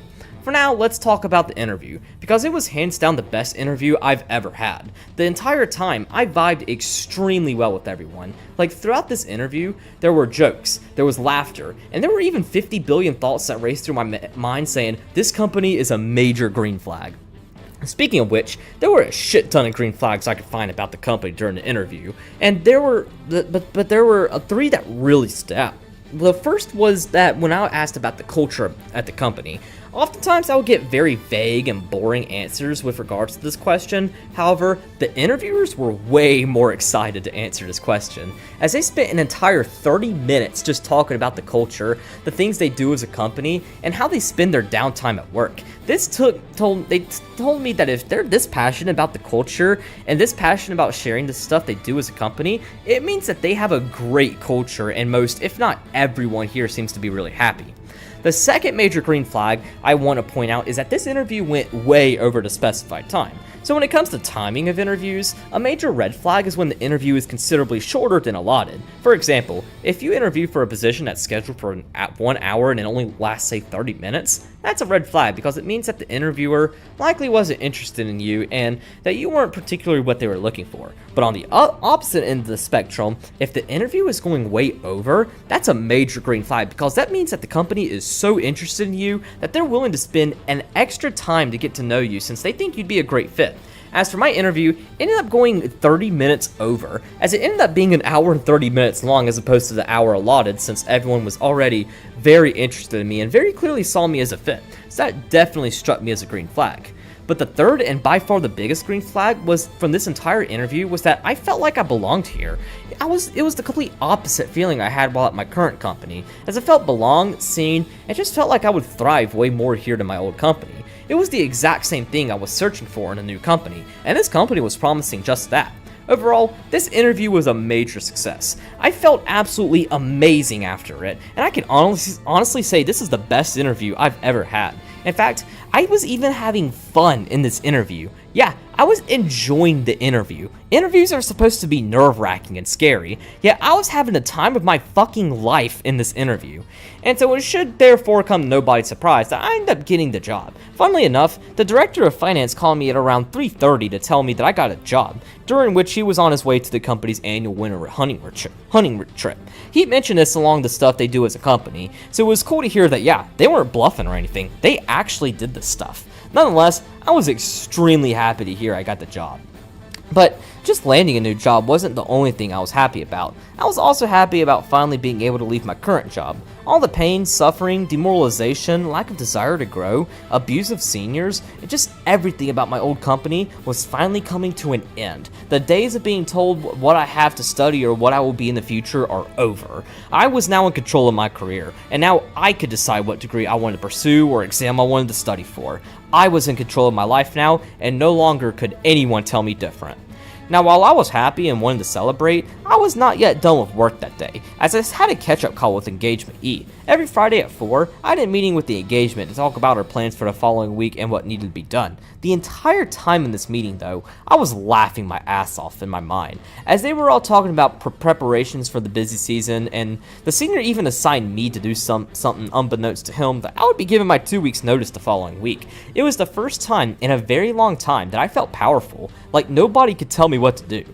After the meeting, though, I got sent my offer letter from the recruiter. The offer looked really good, as the company was offering to match my current salary in addition to monthly bonuses, meaning I had potential to make more here than at my old company. They also offered other great benefits too. The following day, I signed my offer letter, officially marking the start of a new chapter of my life. One where I was now in control of my career, and one where I would be doing far more fulfilling and better work for a better company. Now, with all this said, what was the new job about? Well, this is a financial analyst position. This company is a small business that provides business services and solutions for doctors who run their own individual practices. I won't mention what types of clinics we serve since the market is really niche, but I will mention that we provide a lot of services to these doctors such as consulting, recruiting, marketing, finance, and more. This is very helpful for our clients because most of them don't know much about running a business because they spent their time in college studying to be doctors, not a business person. So our services basically allow their business needs to be transferred to people who know how business works, so they can focus more on providing care to patients and serving their community. As you might expect, this is an extremely fulfilling job since my work directly benefits doctors and indirectly benefits society as a whole. It's a far better job than filing tax returns for health insurance corporations, as that job was demoralizing as shit and made me feel like I was actively making society worse by helping extremely scummy corporations get away with awful business practices. As for my job in particular, I have quite a lot of job duties. My main one is interpreting the financial health of our clients to help them understand if they're growing or if they have room for improvement. I do this through building a multitude of financial dashboards that model their financial health and performance over the last year. The dashboards all show different things in different ways, including some dedicated to predicting the future and helping them try to predict future financial performance. I also do a multitude of other stuff, including bookkeeping, which I'll admit I'm not particularly a big fan of since that's accounting, but given it's mostly just categorizing expenses in QuickBooks and the fact that it actually is meaningful and is being done to help out doctors, I tolerate it. Besides, I would much rather be doing this than filing tax returns or trying to review work that I had no idea how to do and being told to figure it out when I had questions, so I can't complain one bit. And as it turned out, in the interview, they were not fucking around when they talked about the culture, as the culture here is absolutely phenomenal. I can easily go to my boss's office and ask him something and he will take the time to help me out. even if he's busy with something. Never has he told me to figure it out or refuse to help me out. He might have me try to come up with something for a more open-ended task, but he'll always provide some ideas and suggestions for my work. I can also walk into the recruiter's office, call him some crazy insult, and he'll clap back with an even more creative one. And for my coworkers, we all get along very well and joke around, often making fun of ourselves and each other and throwing paper airplanes at each other. Additionally, I can also simply be myself at this company, like the Zach that my coworkers, boss, the VP, and our owner sees is the same Zach you're hearing right now watching the Storytime. When I was in public accounting, I had to put on a facade and pretend like I was set on becoming a CPA and had plans to move up within the insurance tax sector. So all around, the culture is great, the people genuinely care, the work is extremely fulfilling, my boss is absolutely fantastic, and I don't have to pretend to be someone else here, all of which makes for a fantastic place to work. Speaking of which, the company also has really good quality of life type benefits too. One of those being that there's no dress code, where in Big Four you usually have to dress up business professional and business casual on Fridays. Here you can dress however you want. Therefore, I always go into work wearing a hoodie and jeans, the same clothes I always wore back in college. My boss will sometimes come into work in shorts, and our owner sometimes comes into work in pajama pants. As small as it sounds, being able to dress however I want is a fantastic perk and honestly makes coming into work and doing my work easier since I'm comfortable. Another quality of life benefit is free snacks. Now, a lot of people complain about the company buying snacks since they'd rather receive a raise, and while I can understand why people wouldn't like free snacks, if we didn't have free snacks, I'd probably go out buying them regularly. So not having to buy them is a really nice quality of life perk, especially since I can take as much time as I want and suggest snacks. So, or maybe not time, but I could take as much snacks as I want. So whereas at my dad's company where I had to buy, pack, and store snacks on my desk, here I can just walk to the snack room, get a full plate of goldfish, 2 bags of fruit snacks, a water bottle, a cookie, and be set. And I get a lot of snacks, by the way. Like, my nickname at my company is Snacky Zacky because I eat a lot of snacks too. Now, in addition to these quality of life improvements, the company also has pretty good professional development and career growth benefits too, particularly by the fact that they're willing to pay for study materials and exam fees if we want to get a license. So if I really wanted to get my CPA license, the company would buy the review materials and pay for my exam fees. But in addition to that, they're also willing to contribute a certain amount towards a master's degree. I'll talk more about that later since it'll be relevant when discussing future plans. So with all that said, let's go back to December 2024. The following week at work was absolutely phenomenal. While I was pushed by my seniors to do stuff and get ready for the upcoming busy season and all that, I knew this is all coming to an end very soon. That Friday, December 20th, was the last day was the day I was planning to put my 2 weeks notice in, and Friday, January 3rd, 2025 was going to be my last day at work, and my first day of my new job was going to be Monday, January 6th.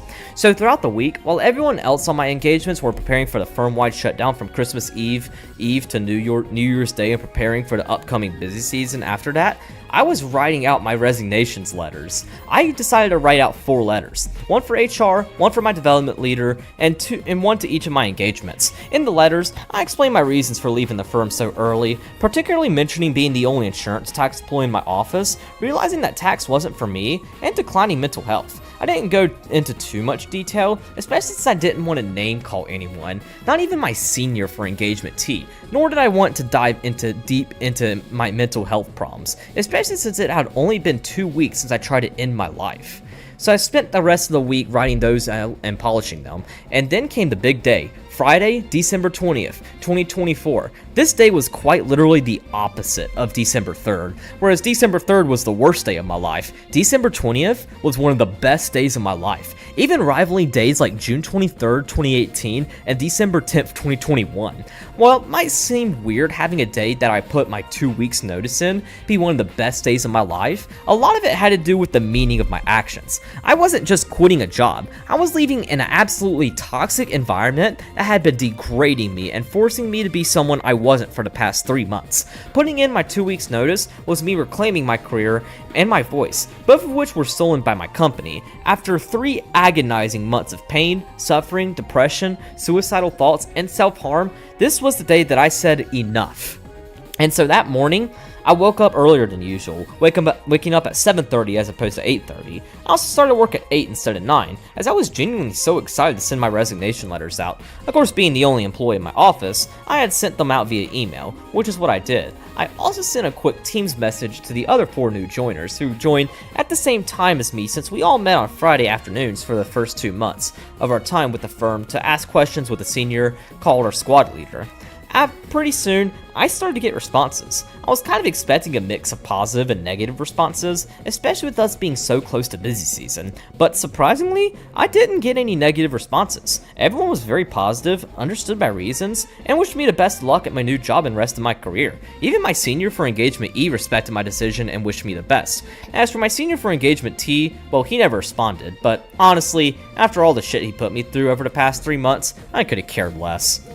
And throughout the rest of the day, I was really happy. Even though it was only 3 months, the horrors of working at this company made it feel like 3 years, as it was truly an awful experience that left me scarred and genuinely something I never wanted to do again. And after enduring all the shit I endured here, especially with me having to be quiet about this stuff, to finally be vocal about not liking my job or my college degree felt extremely liberating. It felt like a massive amount of chains that had been restraining me since I started regretting my major were finally lifted, as I felt like now I was free to take my career wherever and not build a career based on what the company wants or what my parents want or what my former classmates or professors wanted, but one I wanted. And that feeling of liberation still not gone away even 8 months later, as even to this day, I still get excited about how I left this firm and the freedom I gained from leaving it. And honestly, I don't think I'll ever live another day where I'm not relieved to be at this firm anymore. And now that was my last day before break, meaning after it, I only had 2 more days of work, being January 2nd and January 3rd. I would do my offboarding test then. For now, let's talk about my Christmas, as I can honestly say that Christmas 2024 was hands down the greatest Christmas of my life. While Christmas is often a tough time for a lot of public accounting employees, because right after Christmas is the start of busy season, this Christmas was amazing for me since I no longer had to worry about busy season, staying with my firm, or studying for the CPA exam, as I could instead spend this time with my family and not worry about any of that. By the way, once I landed my new job, I completely ditched studying for the CPA exam and was no longer pursuing licensure, and I can say that ditching the CPA exam was a great decision, as it's not like I would ever have much use for it anyways, since there's far better and more prestigious things I go for that are far better aligned with my goals and interests. As for what I specifically did with my family, we did quite a lot, especially on Christmas Eve. I went to their house at around noon that day, and for the first couple of hours, I spent time talking with my parents, talking about my excitement for the new job, and hopes with the new company. While my parents were at first kind of skeptical about me leaving my job after only a few months, especially with how prestigious it was, they understood my issues and were supportive of me leaving and finding a new job. Then after a while, we then all spent the next 2 hours playing Mario Kart 8 Deluxe. I brought my Switch with me and even bought some controllers, allowing me, my parents, and my sister to all play together. We all had a blast, especially playing the DLC tracks since they never played them. As y'all might expect, I won every race since I of course used to speedrun Mario Kart back in the day, but it was a little bit more challenging for me since I wasn't all that used to the DLC tracks, so this is still very fun nonetheless. Then for the rest of the night, Mom and Dad fixed some snackable food for dinner, so we could go into the kitchen whenever and get some food like it was an all-you-can-eat buffet. All around, it was a great Christmas Eve, and honestly, I'll probably remember for the rest of my life since it was that good of a day. Then for the following day was of course Christmas Day. For some reason, I always wake up early on Christmas Day. Like, I could sleep in on any day, but I cannot seem to sleep in on Christmas Day. To be fair, it is Christmas, a day you aren't exactly supposed to sleep in for, because there's presents waiting for under the tree. But still, I got up early and went to the living room to join the rest of my family, where we did our usual Christmas tradition of opening up presents. My parents got me a lot of stuff from my apartment, which I was quite stoked about, especially since I definitely needed more stuff to make it look more lively. They also got me some stuff for my car as well, which was really neat since I was about to be using that thing way more since I would have to commute for my new job. The rest of the day wasn't anything too special, as I mostly spent it laying on my bed with the cat, but even then, I was still very happy and in the spirit with me not having to worry about my job and being able to leave that toxic hellhole. Then the next day, my uncle and his daughter came over and spent a few days at our place. They live in Delaware, and while we usually go up there the day after Christmas, this year they came to our place. Then the next day, I went back to my apartment, but this time, I brought the whole family so I could show them where I lived. After all, none of them's ever had the experience of living in uptown Charlotte or any downtown area of a big city, so I had a lot to show them, and they were impressed. As while I was only in a studio, it was still a very spacious apartment on the 10th floor of a high-rise that gave me a balcony view of Bank of America Stadium, the smaller Bank of America Tower, the Honeywell Tower, the Wells Fargo headquarters, before they put that ugly-ass Wells Fargo sign at the top of it, and more. So it was cool showing them this view of where I lived. Also, before y'all try to dox me, I no longer live in that apartment, as I now live in a much more quiet and cleaner and nicer neighborhood in South Charlotte that's really close to my new job. So, if you found my old place, good for you, but I don't live there anymore. Overall, it was a great time and everyone enjoyed themselves. And then once they left, I was back to being alone, ready to take on the last couple of days of my public accounting job. On both of these days, I did my offboarding task. Later that afternoon on January 2nd, I got a Teams message from the managing partner of the insurance tax sector, the only other insurance tax employee in Charlotte, stating that he was sorry to see me go, but fully understood my reasons for leaving and wished me luck with my new job. I thanked him and then clocked out for the day since I only had a little bit left to do.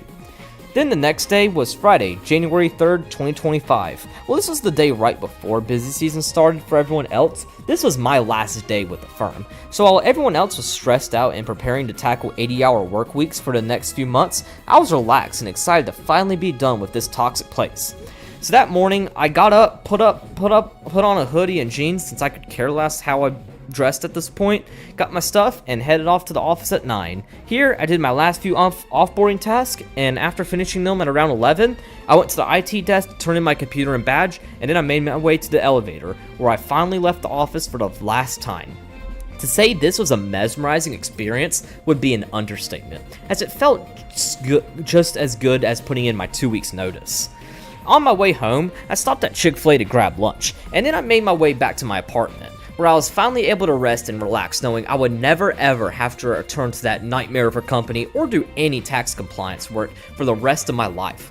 Just like putting my 2 weeks in felt liberating, actually wrapping up my last day felt just as liberating and exciting, as I could finally close out this awful chapter of my life and start a new one. One where I would be doing work that interested me, made a difference, and encouraged me. I had not felt this serene and comfort in a while, so it was incredibly nice finally getting to finally relax and feel good about myself for once. In fact, this feeling was so good that January 3rd, 2025 also sits as one of the best days of my life, just like December 20th, 2024, as the feeling of leaving my old firm was nothing short of magical and rewarding.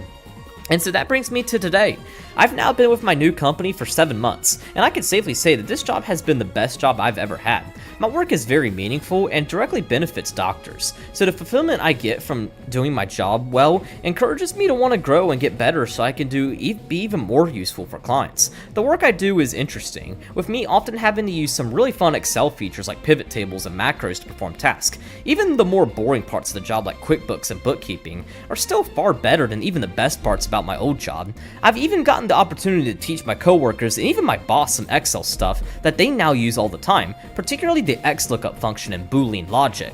I've even pulled pranks on them using Excel, including one involving a macro that would cover your screen with a picture of Obama Prism, which was a very fun prank to pull that even helped me get better at macros when designing it. And that people here, holy fuck, they are phenomenal people to work with. Every morning, the VP comes in and gives me and everyone else our personalized handshake, which always pumps me up for the day. My coworkers on the finance team are all fun to work with, talk to, and of course pull pranks on. And then my boss is genuinely the best boss I've ever had. Even if he's absolutely swamped with work, he will always make time to help me out if I have a question about something.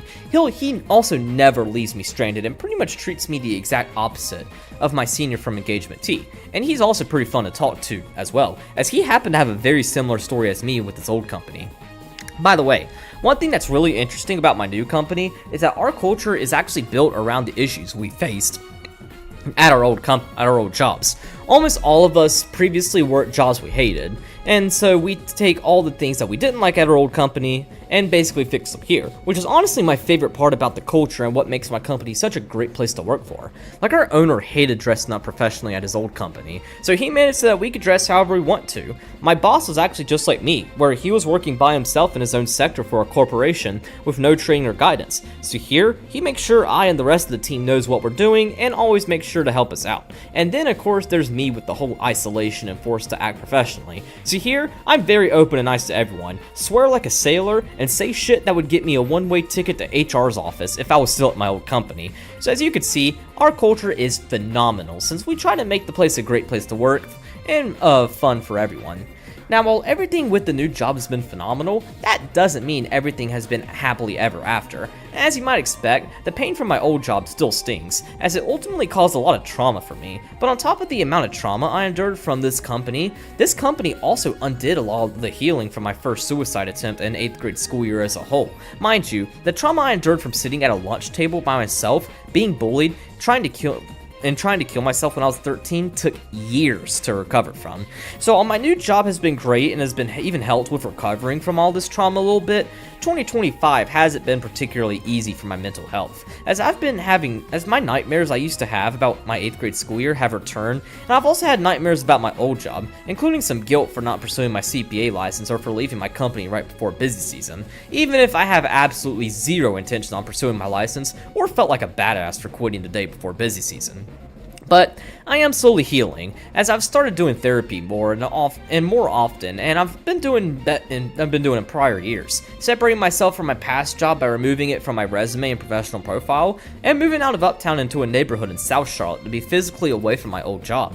And while this stuff might seem small and it's good, it's not going to immediately heal the trauma I endured at my old job, and it's going to take time. So to my old company, I got 2 words for y'all: fuck you.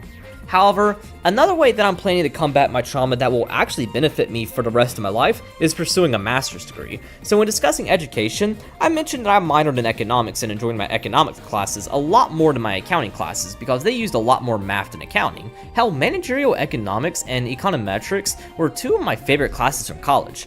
So I've decided that since I love economics so much, I would pursue my master's degree in economics beginning the fall of 2026, with intentions on concentrating in quantitative methods for economics, real estate, urban planning, and urban economics. As mentioned earlier this story time, if I could go back and redo undergrad, I would have double majored in civil engineering and physics, as well as minor in math, and then had a career in transportation engineering and design because I'm very fascinated with the US interstate and highway system, enjoy geography and traveling, and I of course love math. And I think urban development and urban economics would be the closest I'd get to civil engineering, which is why I'm specifically looking at concentrating in this as opposed to something more finance related. Besides, if I do want to have a career in say portfolio management or something in finance like what I'm doing now instead of real estate or urban planning, I can still always do that with a master's of economics, especially since I will also be doing the quantitative methods concentration too as an added bonus. I also have aspirations of pursuing a PhD in either real estate, urban planning, or economics, so this master will be a crucial step if I decide to pursue the PhD route. While pursuing a PhD is something I would love to do one day, it's not exactly something I want to do as soon as possible, as I see myself doing this more maybe in my 30s or 40s, since I would prefer to at least have some experience in the field I do research on or teach. I also am not entirely dead set on getting one just yet, as I might have some obligations in the future that might prevent me from pursuing one, as I might have a family or I might have different plans or some other obligation too. So it's not something I'm absolutely going to get, but it is something I am kind of eyeing right now and open to in the future. But really, the main reason with this master's degree isn't exactly my future career with it. It's taking back my education and trying to enjoy learning. Even though I slept through every accounting class I took, I didn't switch my major because I was more focused on rushing through college, not taking out student loans, making good grades, all of which prevented me from taking the time to reflect and ask myself if this is actually what I wanted to do until my last semester when I already was about to graduate and already had an accounting job lined up.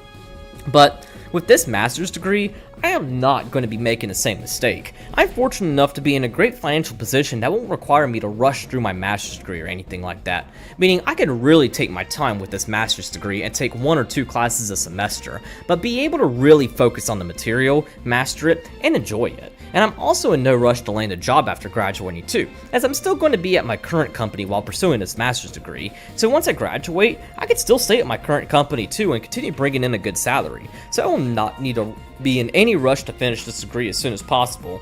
Sure, it might cost more and take longer if I was doing this full time, but I'll absolutely fork over the time and money if it means being able to learn something I'm super interested in or something I think would benefit me later on. So ultimately, my goal with this master's isn't necessarily to land a new job or get a promotion or anything like that. It's mainly about going back to what makes learning so great, networking with fellow students and economists, taking the critical thinking skills I learned and I developed in undergrad to the next level, completely rid my professional profile of the words accounting, compliance, and rules, and just simply to have fun and enjoy learning, and something I never really got to do in undergrad. And the best part is that my company is very on board and supportive of me when it comes to this plan. In fact, they're even offering to contribute roughly half the cost of this degree, meaning I will receive tuition assistance from my company to pursue my master's degree, which I expect will take around 3 years to complete, since I plan to not only take only about 1 to 2 classes a semester. This tuition assistance is just another reason to love my company, as they're very supportive of my future endeavors and growth. Had I announced these plans to my old company, they likely would have fired me because they would mean I wouldn't be studying for the CPA exam, since that was the only thing I was allowed to pursue over there. Now, while I have the drive and desire for economics, the one thing I am lacking are the math classes. You see, accounting is quite possibly the worst thing you can major in if you have intentions on pursuing graduate work that isn't a Mac, as most accounting programs, including the one at UNC Charlotte, is designed specifically to prepare students for careers in public accounting and for the CPA exam. Therefore, the program is strictly focusing on the CPA exam and nothing else, so no math or anything. As a result, the highest level of math I took in undergrad was business calculus and elements of statistics, and while I've made efforts to improve my math by teaching myself Calc 1 and some of Calc 2 and 3, I am very much lacking in math, especially since the Masters of Economics program uses more advanced calculus beyond business calculus. Therefore, I am fixing this by taking some math classes at a local community college. This past summer I took Calc 1 and made a very easy A in it, and I just started Calc 2, my class for this fall. Next semester, I will be taking linear algebra, and next summer, I will be taking Calc 3. These 4 classes should be enough to prepare me for the math that I will see in this program. So that's my future plans when it comes to academics. It's really wild to think how things have changed over the last few years. If you had asked me about my future plans, say 2 years ago, I would have told you that I'd be pursuing my CPA license, working in public accounting, and maybe eventually becoming a partner one day. But now, my plans are completely different, as I'm now planning to go back to school for a master's degree in something I'm truly interested in, and something I actually enjoy, not something I picked because I heard it was the safe option or because of the lies I was told about it. So needless to say, I'm on a way better track with regards to my career, and I can honestly say I'm excited for the future, and excited about where my career will take me, whether I'm working in urban planning, real estate, still in finance, or pursuing my PhD. It's especially amazing to think about since just a year ago, I felt like I was completely trapped in a career I hated and one I quite literally didn't even choose, as my old public accounting job who threw me into insurance tax. But now, my career is no longer based on what my workplace tells me it is or what anyone else says. It's completely based on what I want to do and how hard I'm willing to work towards it. It's always kind of funny to think about it that way, especially since in college and at my old company, we were always told to get our CPA license and work in public accounting was the way to go, especially Big Four, and that we would have so much doors open up and be able to take a hold of our careers with 3 letters by our name in a public accounting firm in our work experience section of our resumes. But then here I am proving that that mindset is a lie, as I'm far more free and far more in control of my career than I ever would have been had I stayed at my old job or pursued my CPA license, as I've got the entire world in my hands right now, and I'm going to use it to make a career I'm excited about and one that'll make society a better place.